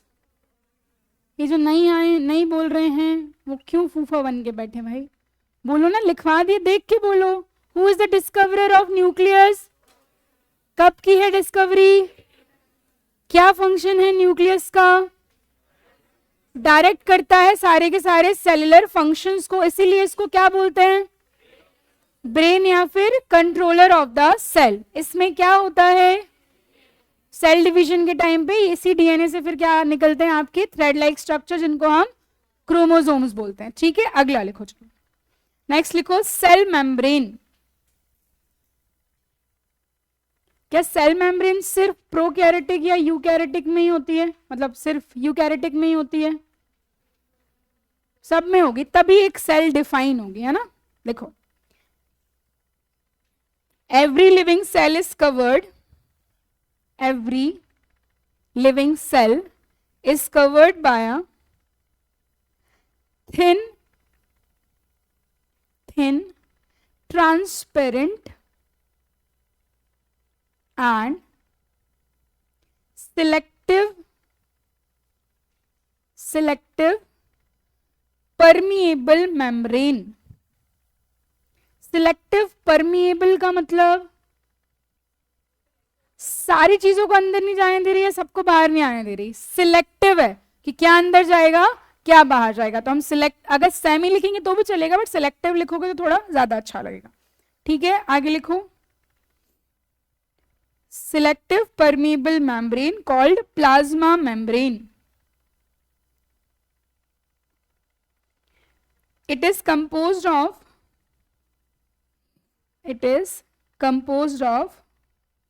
lipids and proteins, lipids and proteins। Lipid क्या होता है? सुना है कभी? इसे तो बहुत अंदर जा रहे हैं हम, जरूरत नहीं है। लिपिड, फॉस्फोलिपिड सुना है? फॉस्फोरस का बना हुआ मटेरियल होता है बेसिकली। ठीक है, तो लिपिड जो है इस तरीके से देखो, तो ये लिपिड की हमें मिल जाएगा कि इसके दो पार्ट होते हैं, ऊपर का जो होता है हाइड्रोफिलिक और नीचे का जो होता है हाइड्रोफोबिक। हाइड्रोफिलिक मतलब वाटर लविंग और हाइड्रोफोबिक मतलब, तो इसकी बेसिकली क्या होती है? दो लेयर्स होती हैं। तो यहाँ पे आपको मिल जाएगा कि ये वो पार्ट है जो वाटर को हेट करता है, तो ये बाहर की तरफ मिलेगा हमें, और जो वाटर लविंग है वो अंदर की तरफ। तुम सिंपल याद रख लो कि लिपिड किससे बन रहा है? फॉस्फोरस से। ठीक है, तो every cell membrane is made up of lipids and proteins. ठीक, it decide the movement, it decides the movement inside or outside of the cell।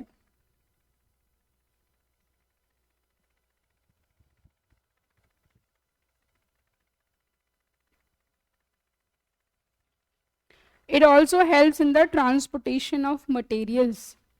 It also helps in the transportation of materials.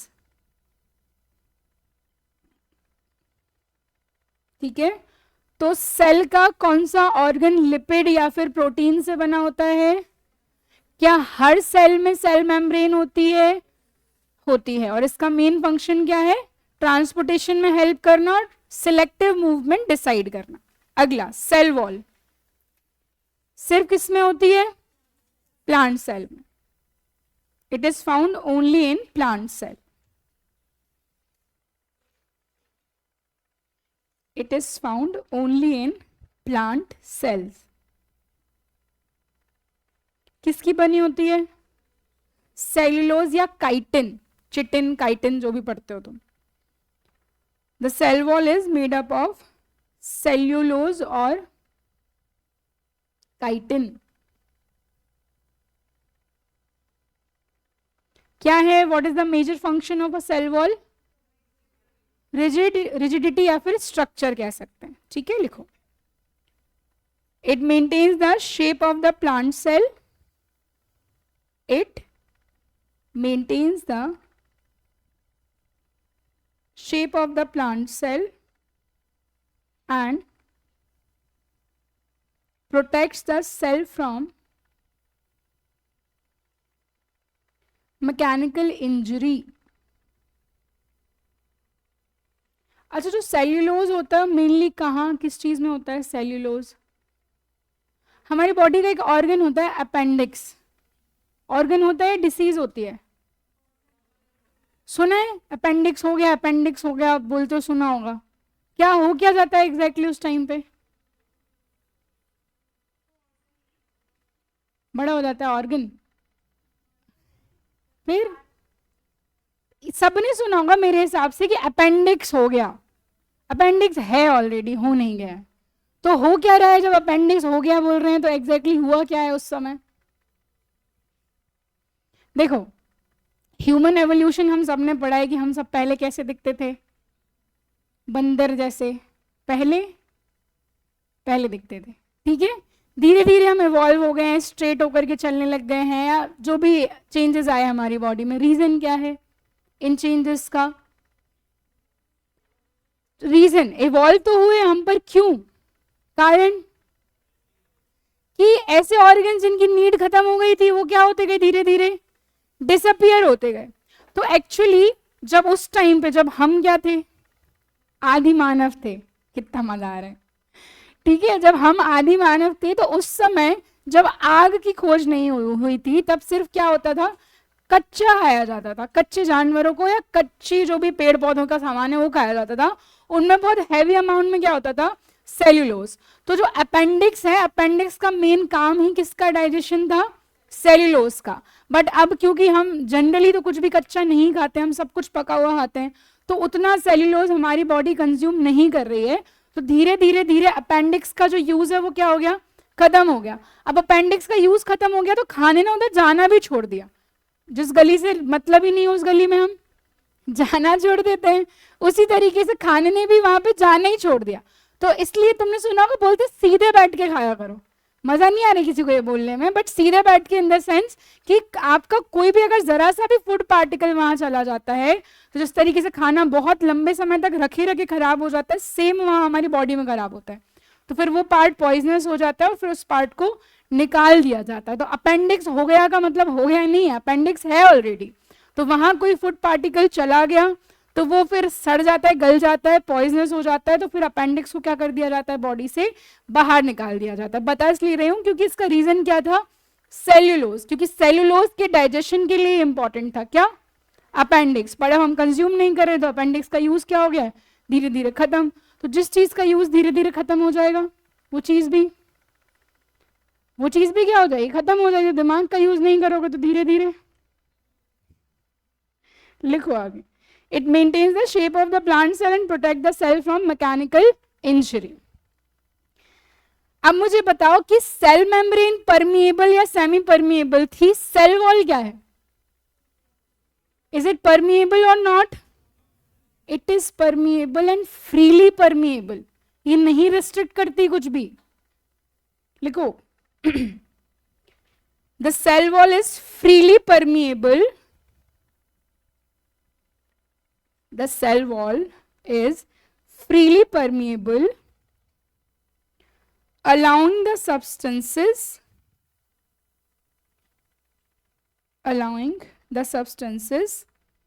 enter and leave the cell, enter and leave the cell without hindrance. What is hindrance? resist करना, रोकना, है ना, without hindrance. अगला mitochondria.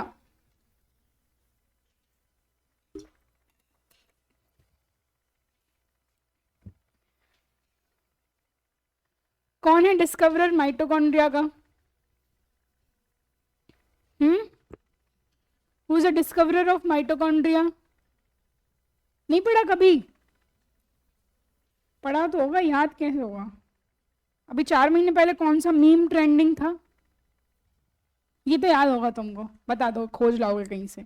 लिखो mitochondria was first observed by, 3 नाम है इसमें भी। Mitochondria was first observed by Kolliker, KOLIKER, Kolliker. पहली बार इनने देखा, देख के छोड़ दिया, कुछ नहीं करा, ठीक, भला आदमी था, क्योंकि जिन्हें देख के कुछ कुछ किया वो हमें पढ़ना पड़ता है। सेब अगर गिर गया था, गिरा रहने देते, क्यों ही देखना था कि क्यों गिरा। लिखो आगे, अल्टमान, ये नाम सुना होगा तुमने, अल्टमान कॉल्ड देम बायोप्लास्ट। तो माइटोकॉन्ड्रिया को सबसे पहली बार जो नाम दिया गया वो क्या दिया गया? बायोप्लास्ट। किसने दिया है? अल्टमान ने, या अल्टमैन, जो भी पढ़ो तुम। और जो टर्म है माइटोकॉन्ड्रिया वो किसने दी है? Benda, BENDA, gave the term mitochondria. तो बताओ सबसे पहली बार किसने ऑब्जर्व किया माइटोकॉन्ड्रिया को? कॉलिकर। फिर माइटोकॉन्ड्रिया को बायोप्लास्ट किसने बोला? एल्टमैन ने। और नाम माइटोकॉन्ड्रिया किसने दिया? बेंडा ने दिया। ठीक है, मैं सब पूछूंगी, ये भरोसा नहीं आया तुम। देखो mitochondria are double walled structure, double walled structure इस तरीके से होती है। देखो this is the diagram. with their inner wall produced finger like structures projecting inwards, अंदर की तरफ। क्या बोलते हैं इनको? क्रिस्टे। ये दिख रहे हैं, डबल वॉल्ड हो गई, और ये जो इनर वॉल है अंदर की तरफ फिंगर लाइक स्ट्रक्चर बना रही है, इसी को बोल रहे हैं क्रिस्टे, कॉल्ड क्रिस्टे। रिपीट करूं क्या?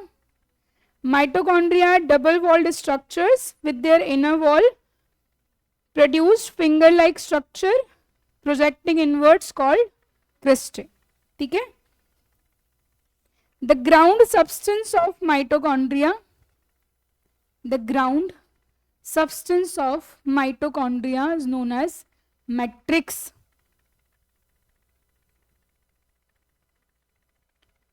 It's called matrix. ठीक है। क्या बोलते हैं माइटोकॉन्ड्रिया को? ये आया question, power house of the cell. लिख लो, mitochondria is also known as power house of the cell.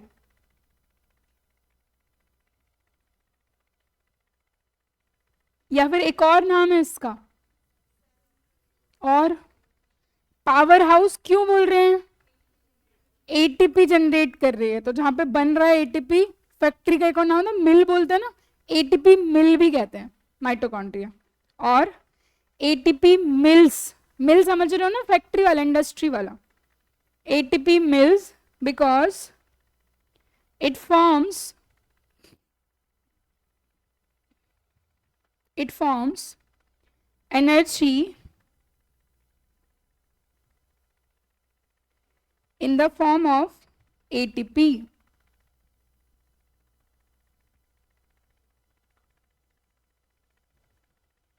What is ATP? Adenosine triphosphate. इसको क्या बोलते हैं? नीचे लिख लो। ATP is also known as, बोलो, energy currency.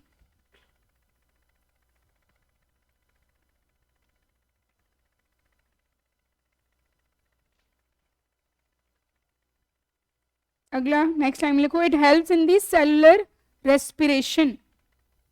It helps in cellular respirations.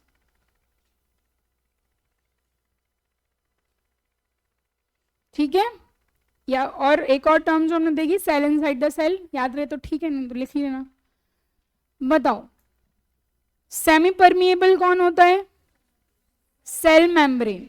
ठीक है, सेल मेम्ब्रेन का क्या फंक्शन है? मेनली ट्रांसपोर्टेशन है। ठीक है, स्ट्रक्चर देने का काम किसका है? सेल वॉल का है। सेल वॉल परमिएबल है या नहीं? फ्रीली परमिएबल, ये किसी भी तरीके का हिंड्रेंस नहीं क्रिएट करती आने में या फिर जाने में। अगला, माइटोकॉन्ड्रिया को सबसे पहली बार किसने ऑब्जर्व किया है? कॉलिकर ने। फिर बायोप्लास्ट किसने बोला है? अल्टमैन ने। और नाम माइटोकॉन्ड्रिया किसने दिया है? Mitochondria is also known as power house of the cell या फिर एटीपी मिल्स। क्यों? क्योंकि यहाँ पे एनर्जी बन रही है in the form of ATP, and ATP का फुल फॉर्म एडिनोसाइन ट्राइफॉस्फेट, और ATP is also known as energy currency. ठीक है, गुड। चलो अगला लिखो, प्लास्टिड्स।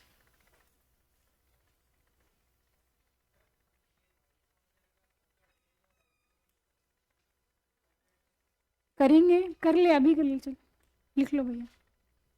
अभी जब अपन डीएनए पे आएंगे ना, तब वहां लिखेंगे कि दो ऑर्गन्स हैं जिनके पास डीएनए होता है, न्यूक्लियस और माइटोकॉन्ड्रिया। तो चाहो तो यहाँ भी ऐड कर सकते हो कि एक न्यूक्लियस के अलावा mitochondria is also having DNA.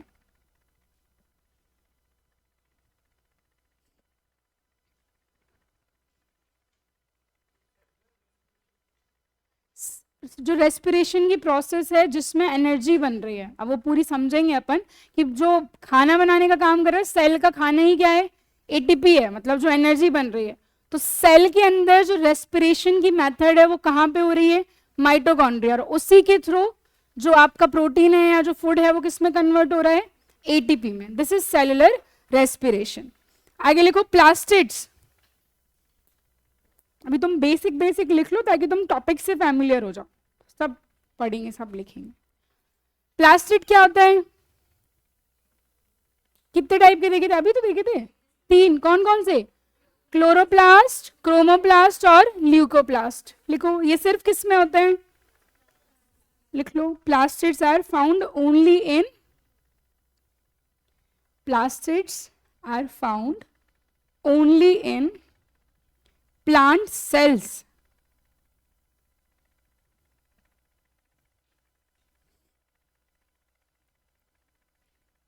Classified into 3 categories.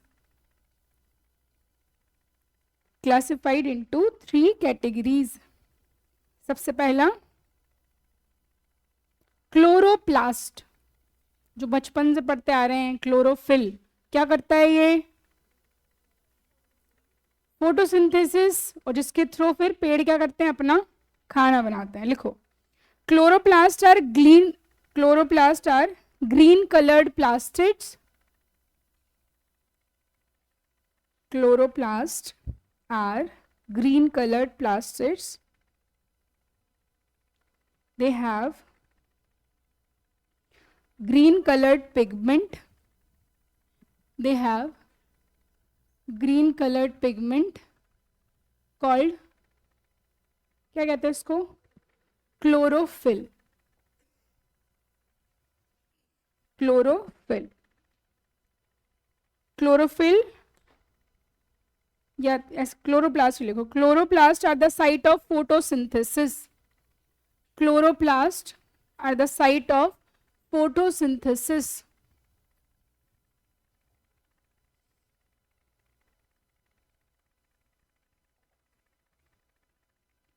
ठीक है, अगला लिखो क्रोमोप्लास्ट। क्रोमोप्लास्ट ये क्या है, क्या काम करता है ये? क्रोमो मतलब कलर देने का काम। लिखो these are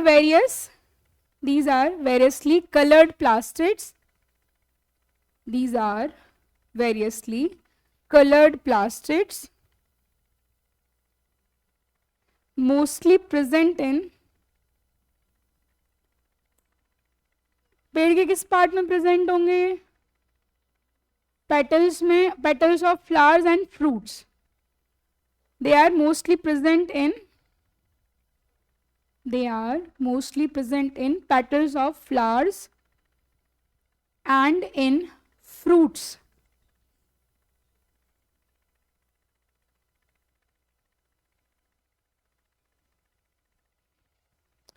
टोमेटो में कौन सा होता है? ये आता है थोड़ा सा, लाइकोपिन, है ना, ये जो क्रोमोप्लास्ट है लाइकोपिन। कैरेट में कैरेटिन। ठीक है, तो ये इसकी तो टेबल बनवाऊंगी तुमको। प्लास्टिड। तीसरा लिखो, तीसरा कौन सा है? ये क्या काम कर रहा है? स्टोरेज का काम कर रहा है। दे आर कलरलेस प्लास्टिड्स, या these are colourless plastids. they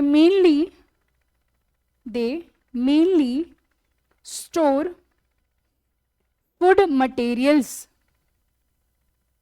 mainly store food material। तो खाना बनाया किसने? क्लोरोप्लास्ट। खाने को कलर किसने दिया और खाने को स्टोर किसने किया? और ये तीनों किसके टाइप हैं? प्लास्टिड के टाइप है। प्लास्टिड सिर्फ हमें कहाँ मिलते हैं? प्लांट सेल में। एनिमल सेल में प्लास्टिड्स नहीं होते हैं। ठीक है, अगला लिखो। नेक्स्ट, गोल्जी बॉडीज या गोल्जी अपैरेटस। गोल्जी बॉडीज या गोल्जी अपैरेटस।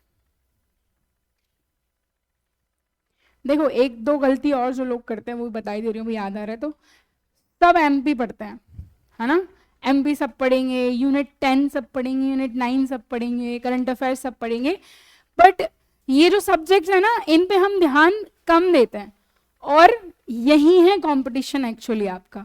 सब एमपी पढ़, सब परीक्षा नाम पढ़ रहे हैं भाई, देखो सब पढ़ रहे हैं, कोई नहीं है जिसके पास परीक्षा नाम एमपी की नहीं होगी। ठीक है, नहीं है तो ले लेना तुम भी। सब पढ़ रहे हैं, ठीक है। करंट अफेयर, एग्जाम पीडी आ गई, निर्माण आ गया, ये आ गया, वो गया, सब पढ़ रहे हैं। यूनिट 10 भी सब पढ़ रहे हैं, ट्राइब पढ़ रहे हैं। बट ये वो सब्जेक्ट है, इनको अगर आपने अच्छे से कर लिया, 10-15 दिन का टाइम दे लिया ना, तो जो एक दो क्वेश्चन गलत होते हैं ना बाय चांस, वो होना बंद हो जाएंगे। और यही हमारा एक्चुअल कॉम्पिटिशन है। बट हमको तो अगर हर व्यक्ति मानना सीख जाए ना, जो टीचर बता रहा है, तो फिर तो गली गली में क्या हो, ऑफिसर हो। फिर दुकान कौन खोलेगा, गाड़ी कौन बेचेगा, सब्जी कौन बेचेगा, रेस्टोरेंट कौन चलाएगा। इसलिए सब नहीं मानते हैं। ऐसा नहीं है कि मानना नहीं चाहते, पर जो मान जाएंगे उनकी सेवा करने के लिए लोग होना चाहिए ना, इसलिए नहीं मान रहे हो। तो ऐसा मत करना है, इसको हल्के में मत लेना। मेरा कहने का मतलब है तुम लोगों तो भी, मेरा तो नहीं आ रहा है कुछ भी, तुम्हारे लिए इंपॉर्टेंट है। ये वो टॉपिक्स है जहाँ हमारा एक्चुअल कॉम्पिटिशन है, ये हमने सुधार लिए। तो जो क्वेश्चन गलत होते हैं ना वो होना बंद हो जाएंगे और हम जो एक्चुअल कंपटीशन है उससे बाहर आ जाएंगे। लिखो Golgi body.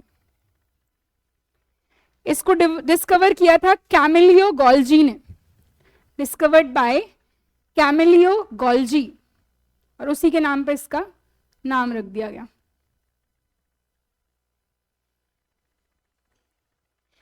It consist of many small groups,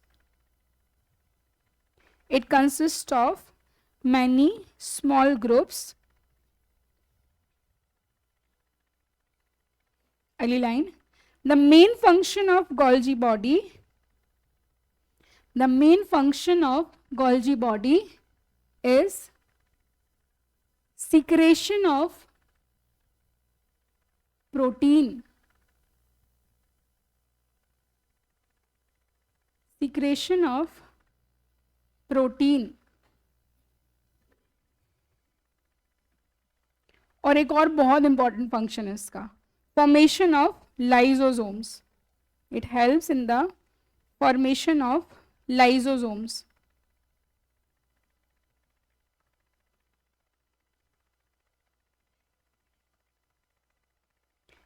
it is also called क्या, traffic controller of the cell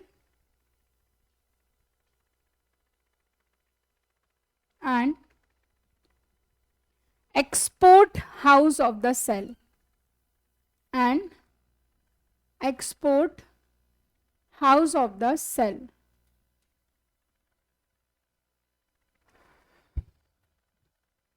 ठीक है, अगला ER, endoplasmic reticulum.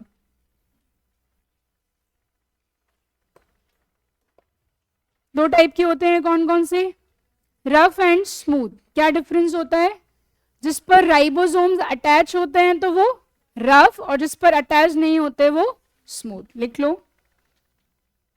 Endoplasmic reticulum, it is a well developed network. It is a well developed network of interconnected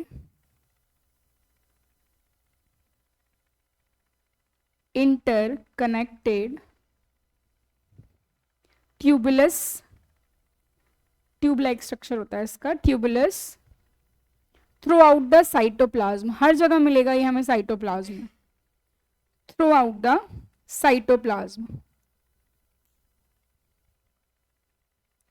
When the ribosomes are attached, when the ribosomes are attached with ER, it is called rough endoplasmic reticulum. Rough endoplasmic reticulum, or just ulta, when ribosome is not attached with the surface of endoplasmic reticulum, it is called, क्या कहेंगे, smooth endoplasmic reticulum कहेंगे इसको. ठीक है, अगला क्या repeat कर दूं बेटा, when ribosomes are attached with the surface of endoplasmic reticulum, it is called rough endoplasmic reticulum. And when ribosomes are not attached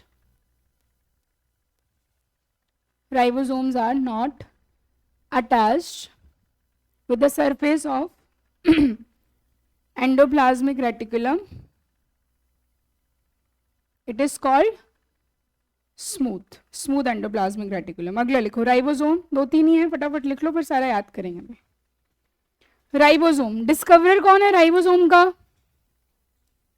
पता है किसी को, पलाडे, PALADE.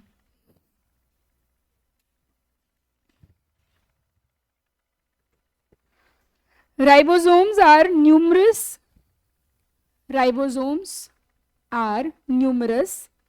Granules, छोटे छोटे particles, granules scattered freely in cytoplasm.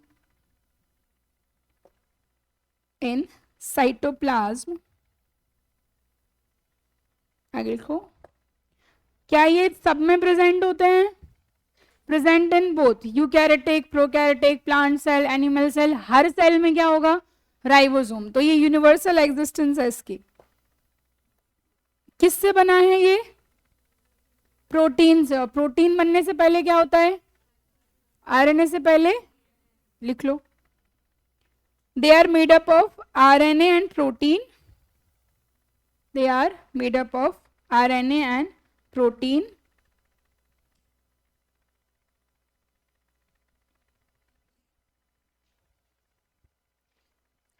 also known as क्या? Protein factory. Protein factory because the synthesis of proteins take place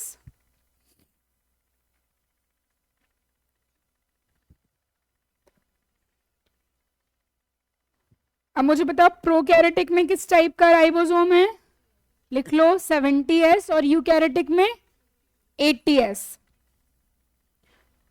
70S in prokaryotic and 80S in eukaryotic.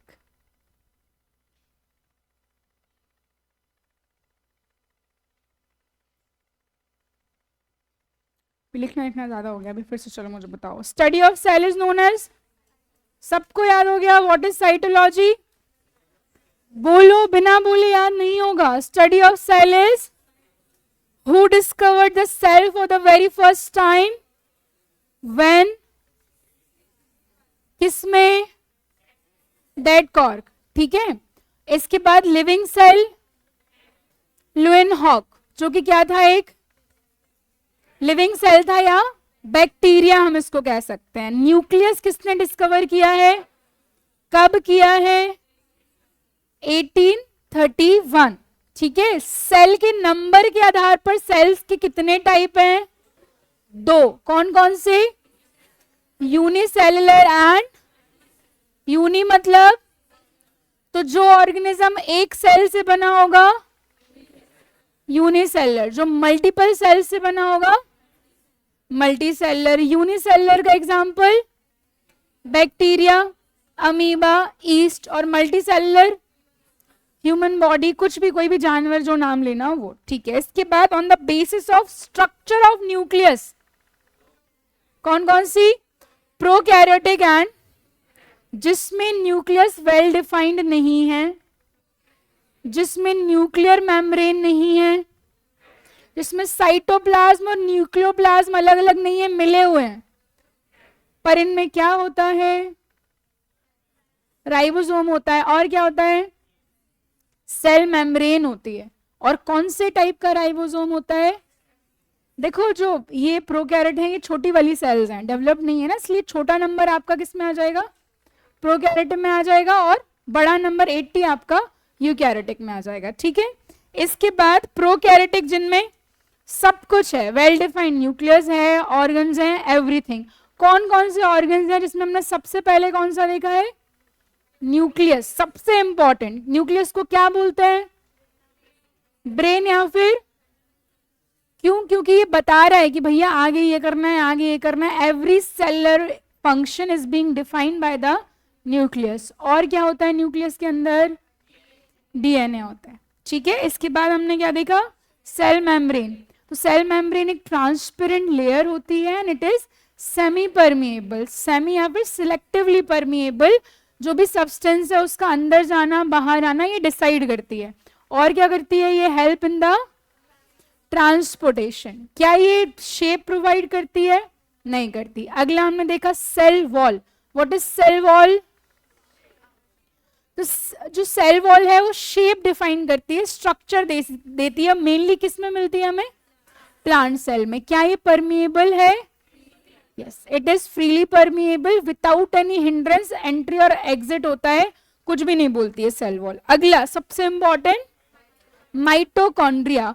Who observe for the very first time? बोलो कौन? कॉलिकर। Bioplast किसने बोला? और नाम mitochondria किसने दिया? Mitochondria is also known as, या फिर सेल इनसाइड द सेल, या फिर ATP mills. What is the full form of ATP? Adenosine triphosphate. ATP को क्या बोलते हैं? एनर्जी करेंसी बोलते हैं। और माइटोकॉन्ड्रिया में ही क्या हो रहा है? Cellular respiration. What is cellular respiration? जो आपका खाना है वो बन रहा है, कुल मिला के ऐसे याद रखो, खाने का बनना ही क्या कहला रहा है? रेस्पिरेशन कहला रहा है। और वो कहाँ होता है? माइटोकॉन्ड्रिया में। ठीक है, अगला क्या देखा हमने? प्लास्टिड्स। तो ये सिर्फ किस में होते हैं? कितने टाइप के? पहला बोलो, क्लोरोप्लास्ट। क्लोरोप्लास्ट में ग्रीन कलर का पिगमेंट होता है, जिसको क्या बोलते हैं? वो क्या करता है? पार्टिसिपेट करता है इन फोटोसिंथेसिस, जिसके थ्रू पेड़ अपना खाना बनाते हैं। उस खाने को कलर कौन प्रोवाइड करता है? क्रोमो का मतलब ही क्या? कलर। अब अपन बाद में टेबल बनाएंगे किसमें कौन सा होता है। इसके बाद तीसरा, और ये क्या करता है? स्टोरेज का काम करता है, बनाना, कलर देना और स्टोरेज का काम। और ये सिर्फ किस में है? प्लांट में। ठीक है, अगला गोल्जी बॉडी। गोल्जी का डिस्कवरर कौन था? कैमिलियो गोल्जी था। और गोल्जी बॉडी का मेन काम क्या है? Secretion of protein. इसको और क्या बोलते हैं? ट्रैफिक कंट्रोलर बोलते हैं। और export house of the cell बोलते हैं। किस टाइम पर कहां पर प्रोटीन भेजना है वो कौन करता है? Golgi body. और प्रोटीन की पैकेजिंग कौन करता है? Endoplasmic reticulum. प्रोटीन को इसकी पैकेजिंग करना एंडोप्लाज्मिक रेटिकुलम, और वहां तक भेजने का काम गोल्जी बॉडी। और एंडोप्लाज्मिक रेटिकुलम के कितने टाइप? 2 टाइप। कौन कौन सी? Rough and smooth. रफ जिस पर क्या अटैच होगा, और स्मूथ जिस पर। तो राइबोसोम क्या है फिर? प्रोटीन फैक्ट्री, जहां पर प्रोटीन बन रहा है, प्रोटीन सिंथेसिस का काम जहां पर हो रहा है, दैट इज राइबोसोम। तो apart from the cell membrane, ribosome is the only universal cell organ. मतलब हर तरीके की सेल में क्या करेगा? ये एग्जिस्ट करेगा। ठीक है, यहां तक सबको क्लियर? चलो आगे लिखो। Lysosomes discovered by D. Dave, D-U-V-E, D. Dave। क्या करते हैं ये? सुसाइड करते हैं। क्यों भाई, इतना क्या दुख है सुसाइड कर ले रहे हैं? जो सेल के अंदर फालतू का जो सामान है ना, उसको खाने का काम करता है। और जब नहीं, सिर्फ खाने से काम नहीं चल रहा है, तो फिर क्या कर लेता है? ये खुद को ही डिस्ट्रॉय कर देता है, तो फिर आसपास का सब निपट जाता है। ठीक है, लिखो। Discovered by de Duve. These are vascular structures. These are vascular structures present in cytoplasm,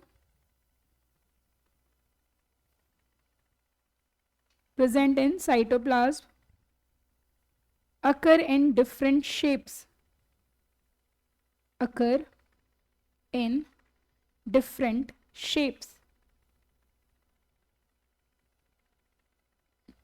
अगली लाइन लिखो। Lysosomes contain digestive enzymes. Lysosomes contain digestive enzymes.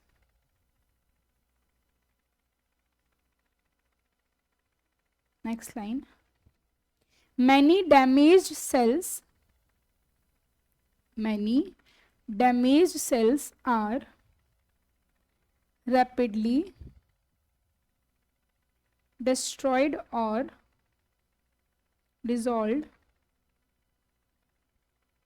by their own lysosomes,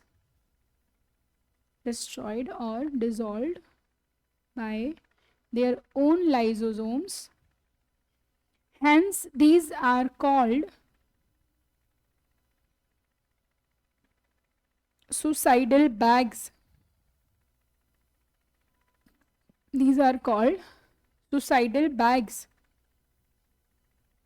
एक दो लाइन और लिख लो। They help in intercellular digestion. कुल मिलाकर के जो सेल के अंदर अनडाइजेस्टेड फूड है ना, उसको ये खा लेते हैं, उसको डाइजेस्ट करने का काम कर रहे हैं। Helps in intercellular digestion. They destroy foreign substances।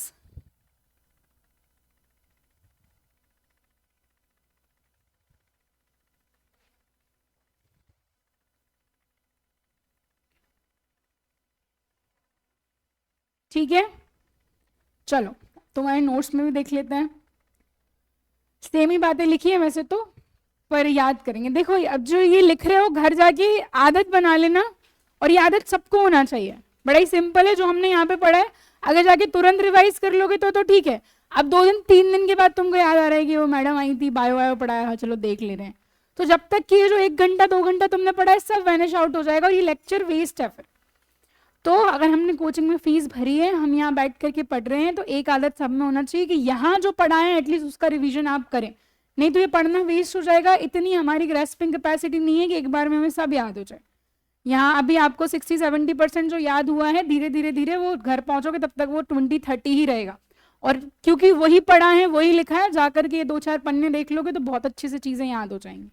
कर लो तो बेहतर, नहीं करो तो ठीक है। चलो फिर से देखो एक बारी, सेल का डिस्कवरर कौन है, जल्दी जल्दी बताते जाओ। पर इसने कैसी सेल डिस्कवर की थी, डेड सेल थी, ठीक है। फिर लिविंग सेल किसने डिस्कवर की है, ल्यूएनहॉक ने डिस्कवर की है, या फिर हम इसको डिस्कवरर ऑफ बैक्टीरिया भी बोलते हैं, क्योंकि जो लिविंग सेल इसने डिस्कवर की थी वो क्या था, एक बैक्टीरिया था। इसके बाद हमने देखी सेल थ्योरी, तो सेल थ्योरी में हमने 3 लोगों के नाम पढ़े, किस किस के, शील्डन, स्वान और तीसरा रुडोल्फ विरकॉ या विरचॉ, जो भी पढ़ना है। तो 2 ने क्या बोला शुरुआत में, सब बोलेंगे, 2 ने बोला है all living organisms are made up of cell. किस किस ने बोला ये, शील्डन और स्वान ने। शील्डन ने बोला 1838 में और स्वान ने बोला है 1839 में। पर ये क्या डिफाइन, इनका जो हाइपोथेसिस था, व्हाट इज हाइपोथेसिस, जिस पर अभी रिसर्च होनी है ना, इनका जो हाइपोथेसिस था वो क्या नहीं बता पाया कि नई सेल कहां से आ रही, तो ये किसने बताया, रुडोल्फ विरचॉ ने बताया कि ओमनिस सेलुला ई सेल्ला all the cells arises from pre existing cells, ठीक है। फिर हमने देखा कि भैया सेल के जो नंबर के आधार पर 2 टाइप होते हैं, कौन कौन से, ये आखिरी बार मैं रिवाइज करा रही हूँ, पूछूंगी इधर से, ये रो और ये इधर, ठीक है। और जिनको लग जाएगी बस हमसे नहीं हो पाएगा तो फिर मैं देखूंगी नहीं कल से। यूनिसेलर मतलब जिनके एग्जाम्पल अमीबा, बैक्टीरिया जो भी है, और दूसरा जिनके पास मल्टीपल सेल्स हैं। फिर सेल के नेचर के आधार पर या न्यूक्लियस के आधार पर 2 हो गई, कौन कौन सी, प्रोकैरियोटिक एंड यूकैरियोटिक, जिसमें न्यूक्लियस एंड जो ऑर्गेनल्स हैं वो डिमार्केटेड नहीं होते और मोस्ट ऑफ द ऑर्गन्स इसमें होते ही नहीं है। तो क्योंकि इसमें ऑर्गन्स नहीं होते तो इसके अंदर फिर रेस्पिरेशन का काम कौन करता है, इसकी सेल मेम्ब्रेन करती, बताया था अलग अलग स्ट्रक्चर बना रही थी, और इसके अंदर सब होता है। जो एक एक्चुअल सेल है वो ये है। और मोड ऑफ न्यूट्रिशन क्या है इसका, ऑटोट्रॉपिक, मतलब जो खुद ही अपना खाना बना लेते हैं उसको हम बोलते हैं ऑटोट्रॉपिक। तो सेल अपना खाना बना लेती है, उसके लिए तुम मवर को वहां से पैक करा के लेके जाते हो, खुद बना लेती है, और उसी खाना बनाने को ही हम क्या बोल रहे हैं, सेलुलर रेस्पिरेशन। जो खाना बना रही है ना सेल, वही क्या है आपका, और खाना बनाना मतलब खाने से हमको क्या मिलती है, एनर्जी। तो खाने में उनका कोई मेन्यू नहीं है, खाना मतलब क्या जनरेट कर रहे हैं वो, energy in the form of, what is the full form of ATP, adenosine triphosphate, और ATP is also known as energy currency, ठीक है। यूनिसेलुलर हो गया, मल्टी सेलुलर हो गया। प्रोकैरियोटिक में हमें मिलेगा अंडर डेवलप्ड है, ये डेवलप्ड है। इसका जो साइज है वो 1 से 10, ये नोट्स तुमको मिल जाएंगे ना प्रिंटेड, माइक्रोमीटर है इसका, 5 से 100 माइक्रोमीटर है। ह्यूमन बॉडी में कितने टाइप की सेल्स होती हैं, more than 200 types of cells होती हैं, ठीक है। तो ये वही टेबल जो बचपन से हम पढ़ते हुए आ रहे हैं। फिर इसके बाद साइटोप्लाज्म क्या होता है, तो एक सेल के अंदर जो लिक्विड भरा होता है ना वही क्या है, और साइटोप्लाज्म के अंदर एक और लिक्विड है, वो क्या है आपका, न्यूक्लियोप्लाज्म। न्यूक्लियस है, न्यूक्लियस के बाहर वाले एरिया में न्यूक्लियोप्लाज्म है, फिर न्यूक्लियर मेम्ब्रेन है, फिर आपका साइटोप्लाज्म और प्लाज्मा मेम्ब्रेन हो जाती है। ठीक है, इसके बाद ऑर्गेनल्स अलग अलग टाइप के, जिसमें न्यूक्लियस है, माइटोकॉन्ड्रिया है, ईआर है, गोल्जी बॉडी है, ईटीसी। तो इसमें हमने मेन फंक्शन क्या है सेल का, किसी भी बॉडी को रीजनरेट करना। ये देख सकते हो, ये अलग अलग टाइप के जो है ऑर्गन्स है, पर बना के वही आते हैं सब ऐसे ऐसे ऐसे, है ना एक ही स्ट्रक्चर बनता है। इसके बाद अलग अलग हमने वो देखे हैं कि क्या, न्यूक्लियस, इसको हेडक्वार्टर भी बोल रहे हैं, कंट्रोलर भी बोल रहे हैं, ब्रेन भी बोल रहे हैं, सब कुछ बोल रहे हैं। और डिस्कवरर कौन है, रॉबर्ट ब्राउन, 1831 है। ठीक है, और ये इसके अंदर और क्या होता है आपका, डीएनए होता है। डीएनए से आरएनए, आरएनए से प्रोटीन का काम कौन कर रहा है, राइबोसोम, सब में प्रेजेंट मिल जाएगा। और न्यूक्लियस के आसपास जो जेली लाइक आपका सब्सटेंस है वो क्या है, और वो किससे बाउंड होता है, न्यूक्लियोप्लास्ट बाउंडेड बाय न्यूक्लियोप्लाज्मा। ठीक है, इसके बाद क्रोमोसोम्स, अभी आएंगे अपन क्रोमोसोम पर जब डीएनए पढ़ेंगे। प्लास्टिड कितने टाइप के हो गए, सिर्फ किस में होते हैं प्लास्टिड्स, प्लांट सेल में। कौन कौन सी, अब लड़कियां नहीं बोलेंगी, सिर्फ लड़के बोलेंगे। बताओ प्लास्टिड के टाइप बोलो। ये पीछे तुम क्या भंडारे में आए क्या, हैं, बोलो चलो, कितने टाइप के होते प्लास्टिड। वही बात हो गई ना, यहाँ बैठे हो, जब पढ़ा रही हो तो पढ़ लो ना, क्या चल रहा है। आधे तो वो चैटिंग में ही ध्यान है, आधों का तो फोन बैग में रख के पढ़ा करो, इतनी अच्छी पढ़ाई होगी, मान लो तो। हाँ भैया बताओ, प्लास्टिड कितने टाइप के हैं, 3 टाइप के हैं।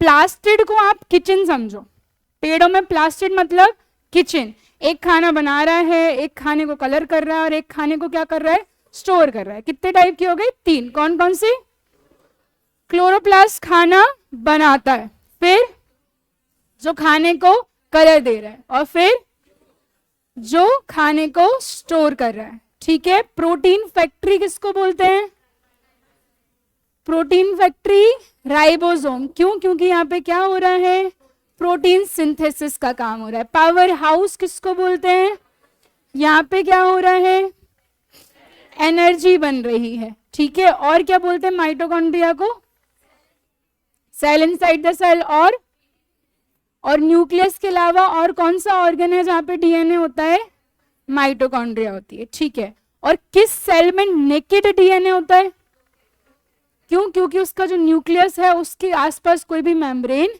नहीं है। ओके, इसके बाद ट्रांसपोर्टेशन का काम कौन कर रहा है, गोल्जी अपैरेटस। पैकेजिंग का काम कौन कर रहा है, एंडोप्लाज्मिक रेटिकुलम। कितने टाइप का है, कौन कौन सा, रफ मतलब जिस पर राइबोसोम्स अटैच्ड होंगे, और जिस पर नहीं होंगे स्मूथ हो जाएगा। कौन, किसकी बात कर रहे हैं, एंडोप्लाज्मिक। सुसाइडल बैग किसको बोलते हैं, क्यों, क्योंकि के बाद तो बोलो, अननेसेसरी पार्टिकल्स को। देखो वैसे तो हमेशा डिस्ट्रॉय नहीं हो रहा है, उसका काम डाइजेशन का है। जो खाना बनाने के बाद जो रेसिड्यू बचा है उसको क्या करता है, डाइजेस्ट करने का काम करता है, सेलुलर डाइजेशन जिसको बोल रहे हैं। और फिर जब एक कैपेसिटी हो गई कि आप नहीं कर पा रहे हैं, तो फिर खुद को क्या कर लेते हैं, बर्स्ट कर लेते हैं। तो आसपास के सुसाइड बॉम्बर हैं, तो फिर आसपास के तो निपट ही जाएंगे। तो वही काम कर रहा है कौन, लाइसोसोम। ठीक है, तो ये हमारा, हमने ओवरव्यू ले लिया इस चैप्टर का। अभी तुम्हें कुछ पूछना है, जानना है, बताना है, बोलना है तो बोलो। देखो तुमको मेरे तरीके में ढलने में 2-3 दिन लगेंगे, मुझे तुम्हारे में।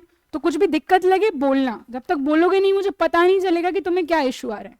तो बोल लोगे तो बेटर रहेगा, नहीं बोलोगे तो फिर मैं अपने मन की करूंगी। ठीक है, अभी तक पढ़ के देखो अच्छे से, याद हुआ है कि नहीं। अगर याद हुआ है तो तुमको समझ में आया, नहीं याद हुआ तो भी तुम्हारी गलती है, यहाँ वहां ध्यान था तुम्हारा।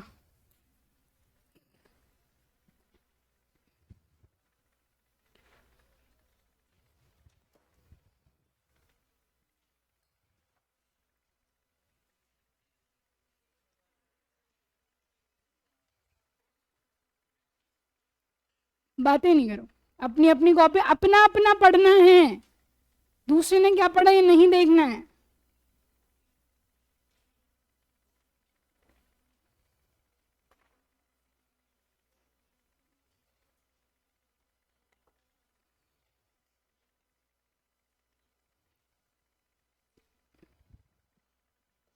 और नोट्स प्रॉपर बनाना भाई। देखो जब अपनी बारी आती है ना तो कोई नोट्स नहीं देता, याद रखना।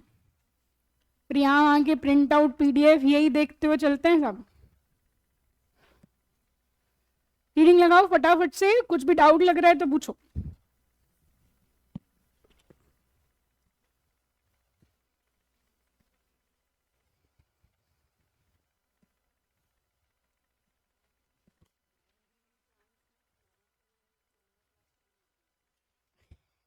हाँ ऑब्वियसली क्लोरोप्लास्ट के कारण ही कलर जो है वो ग्रीन है।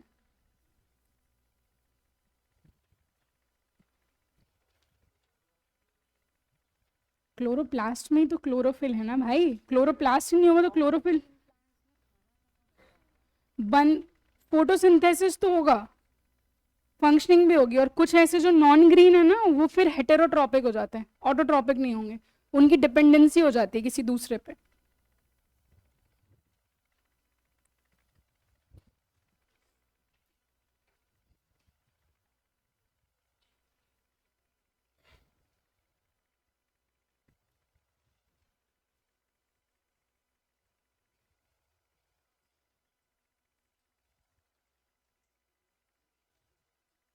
एंडोप्लाज्मिक रेटिकुलम से बस इतना याद रखो, सिंपल एक फंक्शन, कि ये क्या करता है, प्रोटीन की पैकेजिंग का काम करता है। दो नाम तुमको एक से लेंगे, एक तुमको गोल्जी बॉडी और एक एंडोप्लाज्मिक रेटिकुलम, दोनों का ही काम प्रोटीन की पैकेजिंग और प्रोटीन को यहाँ वहाँ भेजना है।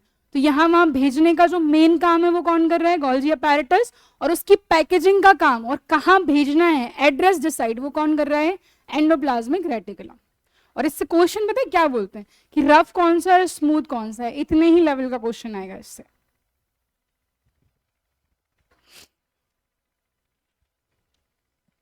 नोट्स ठीक से बनाओगे तुम्हारा ही फायदा है, याद रखना भाई, मेरा कोई फायदा नुकसान किसी भी चीज में नहीं है।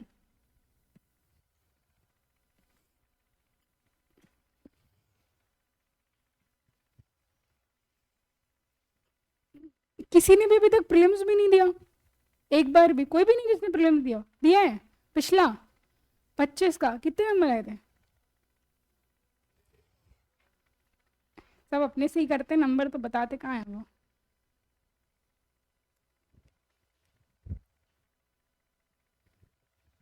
देखो एग्जाम खराब नहीं होता, मैं फिर वही कह रही हूँ, जिनका नहीं निकला उनके अलावा कोई तो है ना जिनका निकला। 25 में भी लोग हैं, 25 का पेपर डिफिकल्ट था, पोस्ट कम थी, ये था वो था, सब था, but still there are students जो मेंस देंगे। या 24 में 110 पोस्ट ही थी ना, 110 लोगों का सिलेक्शन हुआ है, या 87% फॉर्मूला हो, 13% हो, पोस्ट कम आ रही हो, पेपर खराब आ रहा हो, still people are getting selected. And if we are not getting selected तो फिर किसकी गलती है? अगर वो कर पा रहे तो हम भी कर सकते हैं, हमारे पास सेम दिमाग है, सेम रिसोर्सेज है, बस हमें पढ़ना है। और पढ़ाई से ज़्यादा आसान काम नहीं होता कुछ, तुम मुझे बता दो। किताब उठाना और सिर्फ पढ़ना है, इसके अलावा और कोई काम है जो इतना आसान हो? सोने की बात नहीं, सोना काम नहीं है, ठीक है। पढ़ाई के अलावा खाना खाना है तो भाई अकेले रह रहे हैं तो बनाना भी पड़ेगा, और घर पे रह रहे हैं तो फिर धनिया भी लेके आना पड़ता है। हर चीज़ में कुछ ना कुछ मेहनत करनी है, बट पढ़ाई में बिल्कुल मेहनत नहीं लगती, और वही सबसे डिफिकल्ट काम लगता है। तुम ये सोचो कि एक एग्जाम जो है it is defining your career, तो उतना आसान तो नहीं हो सकता, क्योंकि वो आपके आगे की 40 साल की लाइफ डिफाइन कर रहा है, तो इतने आसानी से तो वो आपको नहीं मिलेगा, क्योंकि पूरी की पूरी लाइफ सेट हो जानी है आपकी इतने से। तो अगर थोड़ी मेहनत, थोड़ी तो नहीं लगती, बहुत ही लगती है, इनफैक्ट लग जा रही है तो उसको लगा दो, दिस इज द टाइम। फिर जो चली गई वो भी आ जाएगी, जो आना है वो भी आ जाएगी, सब हो जाएगा। पर करियर नहीं बन पाया ना, देखो पैसे सब कमा लेते, कोई ना कोई कुछ ना कुछ कर ही लेता है, ठीक है, कोई पढ़ा लेता है, कोई कुछ और कर लेता है, सब कुछ ना कुछ काम करते ही हैं। बट अगर एक एक ड्रीम आपने चुना है तो उसके लिए आप अगर मेहनत नहीं कर रहे तो आप ही रिस्पॉन्सिबल हैं। कोई कोई काम नहीं आएगा, पेरेंट्स ने तुमको यहाँ तक इतना काबिल बना दिया, पढ़ाने भेज दिया, पढ़ने भेज दिया, अब तुम्हारी जिम्मेदारी है एग्जाम निकालने की, और वो नहीं निकाल पा रहे हो तो तुम कितना ही कोस लेना आयोग को, MPPSC आयोग ही खराब है, अगली साल से PSC नहीं दूंगा, पोस्ट नहीं आती, एग्जाम टाइम पे नहीं होता, रिजल्ट नहीं होता, लोग हो रहे हैं सिलेक्ट, हर साल हो रहे हैं, तो हम भी हो सकते हैं, हम भी कर सकते हैं। जो डिफरेंस है वो बस इतना ही है कि हमें अपना तरीका बदलना है, हमें अपनी अप्रोच बदलनी है। सबसे पहले कभी भी खुद को ये मत मानो कि हमें बहुत आता है, बिल्कुल नहीं आता। हमेशा ये मानो तुम्हें अपने पास, तुम्हारा पास वाला दोस्त भले कितना भी बेवकूफ हो, पर तुम ये सोचो मैं इससे भी कुछ ना कुछ सीख ही रहा हूँ। पर हम जब थोड़ा बहुत पढ़ लेते हैं, एक आध बार टेस्ट में नंबर आ जाते हैं, तो भाई साहब बस तो मैं ही हूँ अजीम शान शहनशाह। ये नहीं करना है। हमेशा सीखने की गुंजाइश हमारे अंदर हमेशा है। कभी मत मानो कि हमें बहुत आता, हमें बिल्कुल नहीं आता, हमें और सीखना और करना है। हमें खुद को जब तक पॉलिश करना है जब तक हम वहां नहीं पहुंच पाते जहां हमें जाना है। वहां पहुंच गए तो फिर तो खुद को जो मानना है वो मानो। कुर्सी तुम्हारी, टेबल तुम्हारी, ऑफिस तुम्हारा, पर उससे पहले तक ये मानो कि हमें कुछ नहीं आता, हमें सीखना है और उतना सीखना है कि हम उतने में अपना एग्जाम निकाल लें, बस बाकी जाए दुनिया भाड़ में। ठीक है, लग रहा है कोई डाउट तो बताओ, नहीं तो बढ़ते हैं आगे। किसी को कुछ जानना है, पूछना है, बोलना है तो बोलो।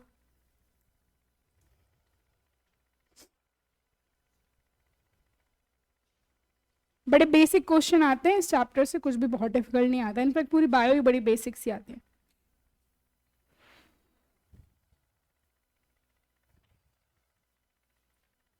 बढ़े आगे।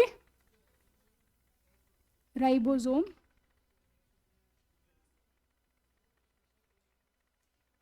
एक ही काम है, बस एंडोप्लाज्मिक रेटिकुलम का अकेला अलग हो जा रहा है, वो भी नाम। राइबोसोम अलग रहेगा तब भी वो प्रोटीन बनाएगा, और ईआर से अटैच रहेगा तब भी वो प्रोटीन बनाएगा, कुछ डिफरेंस नहीं आ रहा। चलो अगली हेडिंग डालो, DNA.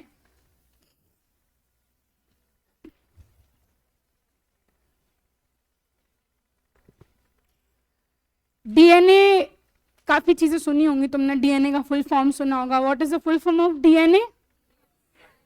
Deoxy nucleic acid. DNA का डबल हेलिक्स मॉडल किसने दिया था? Watson and Crick. सुना है डबल हेलिक्स? कैसा होता है डबल हेलिक्स? ऐसा दोनों हाथों को आपस में घुमाएंगे तो ये डबल हेलिक्स है। तो खुलता क्यों नहीं है?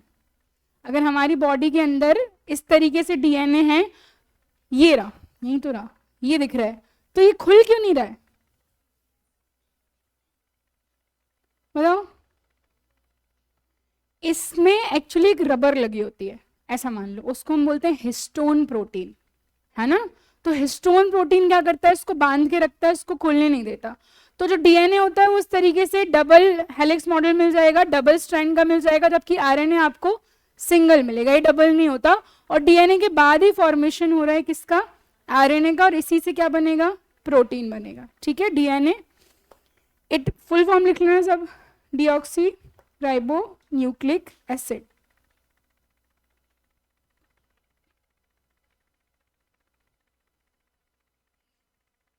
आगे लिखो, it is a nucleic acid, it is a nucleic acid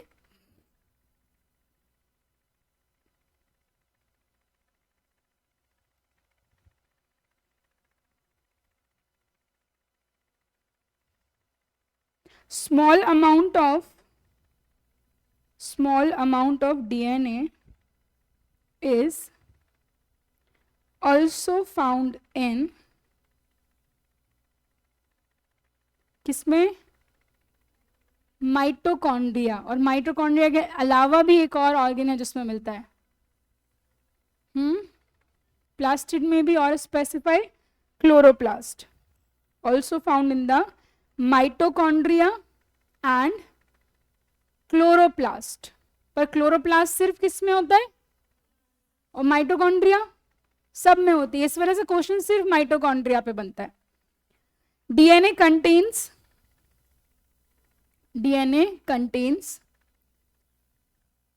तो डीएनए में कौन से टाइप की शुगर है? सबसे कंटेन्स के बाद डैश लगाओ, पहले लिखो शुगर, शुगर के सामने डैश लगा के लिखो डीऑक्सीराइबोज,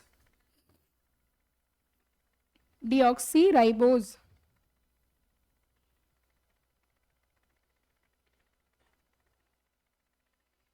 शुगर के बाद दूसरा नाइट्रोजन बेस। एक्चुअली डीएनए और आरएनए में डिफरेंस ही नाइट्रोजन बेस का होता है। नाइट्रोजन बेस में पहले लिखना प्यूरिन,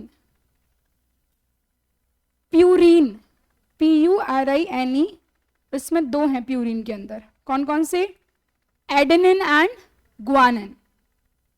प्यूरिन के अंदर बेस मिलेंगे हमें एडेनिन एंड ग्वानिन।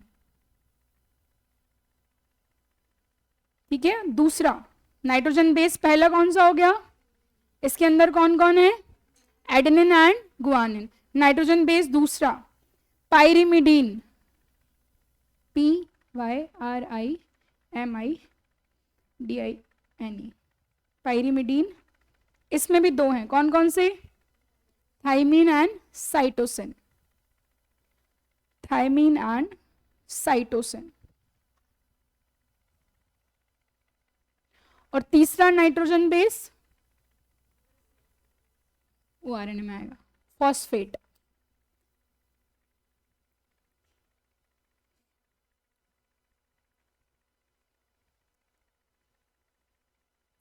तो डीएनए का फुल फॉर्म बोलो। जनरली डीएनए किस में प्रेजेंट होता है, जनरली, बट कुछ फ्रेगमेंट ऑफ डीएनए कहां भी मिलते हैं, और in plant cell chloroplast. Animal में सिर्फ माइटोकॉन्ड्रिया, प्लांट में क्लोरोप्लास्ट में भी और माइटोकॉन्ड्रिया में भी। ठीक है, फिर इसके बाद इसमें शुगर कौन सी है, डीऑक्सीराइबोस। इसके बाद इसका नाइट्रोजन बेस कितने हैं, 3। पहला प्यूरिडिन में क्या क्या है, और ग्वानिन। फिर दूसरा पायरिमिडीन, इसमें क्या क्या है, थाइमीन और तीसरा फॉस्फेट। ठीक है, आगे लिखो। Watson and Crick, Watson WATSON, Watson and Crick had proposed the double helix model of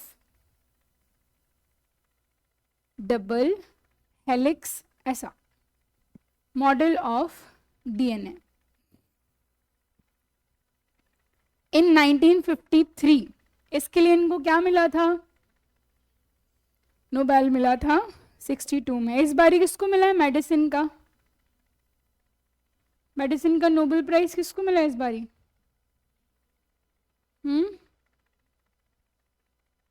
बताओ भाई, नोबेल प्राइज पता है ना, कितनी फील्ड में दिए जाते हैं, कितनी फील्ड में नोबेल प्राइज दिए जाते हैं। पीस का किसको दिया गया इस बार, पीस का नोबेल प्राइज। बहुत बेसिक क्वेश्चन पूछ रहे हो, ये नहीं आ रहा तो बहुत मेहनत करने की जरूरत है। डोनाल्ड ट्रंप को नहीं मिला यार भाई। कोरिना मारिया मचाडो वेनेजुएला की लीडर ऑफ अपोजिशन है, और क्योंकि वहां के राष्ट्रपति को उठा लिया तो इनको अब राष्ट्रपति बनना है, इसलिए वो अपना नोबेल लेकर के चली गई किसके पास, कि ये ले लो, हमें क्या बना दो, राष्ट्रपति बना दो। तो वेनेजुएला की लीडर ऑफ अपोजिशन है मचाडो। याद रखना, बहुत हाई चांसेस है इस क्वेश्चन के बनने के, कि इस बार का नोबेल पीस प्राइज किसको मिला था। इंडिया से कौन थे पहले जिनको नोबेल पीस प्राइज मिला था, पीस प्राइज मिला सीवी रमन को, फर्स्ट नोबेल सीवी रमन को नहीं मिला बेटा, रविन्द्रनाथ टैगोर को मिला है 1913 गीतांजलि के लिए। तुम करंट अफेयर्स नहीं पढ़ते हो, हाँ नहीं पढ़ते, ऐसे काम नहीं चलेगा भाई। इतना करंट अफेयर्स को हल्के में नहीं लेना, एक तो पूरी यूनिट है तुम्हारी, पहली बात। दूसरी, जो स्टैटिक के क्वेश्चन भी आते हैं, they are also associated with the current affairs. Nobel prize कब शुरू हुआ अगर पूछा गया है तो that is not the question of static, वो करंट का क्वेश्चन है, इसलिए स्टैटिक में आया है। तो नोबेल प्राइज 6 कैटेगरीज में दिया जाता है। सबसे पहला है पीस, फिर लिटरेचर, फिजिक्स, केमिस्ट्री, मेडिसिन, और सबसे बाद में शुरू हुआ है इकोनॉमिक्स का। बाकी सारे 5 शुरू हो गए थे 1901 में, और जो इकोनॉमिक्स का है वो शुरू हुआ है 1968 में। इंडिया से 2 लोग हैं जिनको इकोनॉमिक्स का नोबेल प्राइज मिला है। फर्स्ट वॉज अमर्त्य सेन इन 1998, और बहुत रिसेंट मिला है किसको, अभिजीत बनर्जी, जो कि इंडियन ओरिजिन के हैं, इंडियन सिटीजन नहीं है। ठीक है, पढ़ो यार, ऐसे मत करो। चलो आगे लिखो। Watson and Crick had proposed the double helix model of DNA in 1953, for which they were awarded Nobel Prize in 1962. अच्छा, इंडिया से मेडिसिन, इनको मेडिसिन नहीं मिला, इंडिया से किसको मिला है मेडिसिन का नोबेल प्राइज सबसे पहला? एमबीबीएस 2020 का क्वेश्चन है, 20 या 21 का ही क्वेश्चन है। हरगोविंद खुराना जेनेटिक कोडांस के लिए इनको मिला था, जेनेटिक कोडांस आए थे तुम्हारे पेपर में 20 या 21 में आए थे, देख लेना। फंक्शन लिख लो डीएनए के। It is the carrier of genetic materials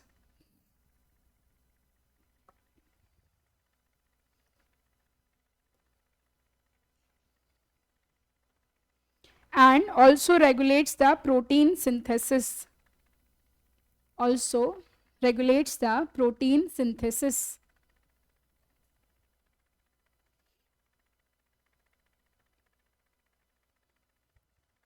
ठीक है, तो double helix model of DNA किसने दिया है, कब दिया है? 1953। 62 में क्या मिला है इसके लिए, इनको नोबेल प्राइज मिला है। ठीक है, और इसका मेन काम क्या है डीएनए का? जेनेटिक मटेरियल जो है ये क्या करता है, कैरी करता है, और प्रोटीन सिंथेसिस। अगला लिख लो आरएनए, और लिख लो। अच्छा बताओ, 2 घंटे काटना बहुत मुश्किल तो नहीं लगा? ईमानदारी से, कुछ जबरन मुंडी हिला रहे हैं, क्या नहीं लगा? क्यों? ओह, RNA is a nucleic acid which contains ribose sugar. वो डीऑक्सी थी, ये सिर्फ राइबोज है, राइबोज शुगर। और यहाँ पे नाइट्रोजन बेस सेम है, सिर्फ जो थाइमीन है वो थाइमीन को रिप्लेस कर रहा है कौन? यूरेसिल। ये लिखना है अकेला हमको। तो यहाँ से क्वेश्चन बन सकता है कि डीएनए और आरएनए का जो नाइट्रोजन बेस है उसमें क्या अलग हो जाता है? तो डीएनए में थाइमीन था और आरएनए में थाइमीन की जगह क्या आ गया? बाकी सब सेम है ना, लिख लो। And nitrogenous base in place of thymine,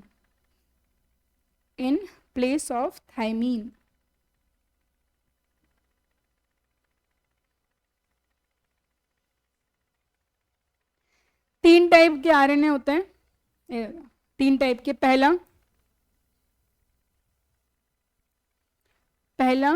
RNA, small are लिखना, R-RNA। आर का फुल फॉर्म क्या है यहाँ पे? राइबोसोम। लिखो, राइबोसोमल आरएनए है, found in ribosomes and helps in protein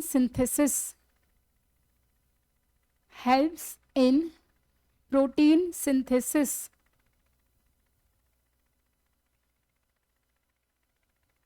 दूसरा mRNA, M for messenger RNA.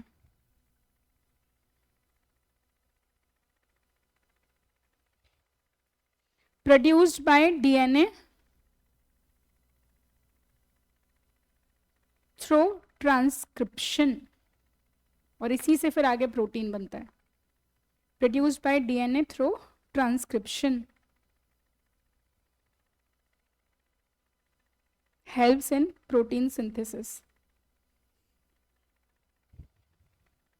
अगला tRNA, T for transfer RNA. तो अगर यही पूछ लिया, मान लो कि आरएनए के कितने टाइप होते हैं, या आरएनए में आर का फुल फॉर्म क्या है, ऐसा आ जाता है। tRNA is transfer RNA, it acts as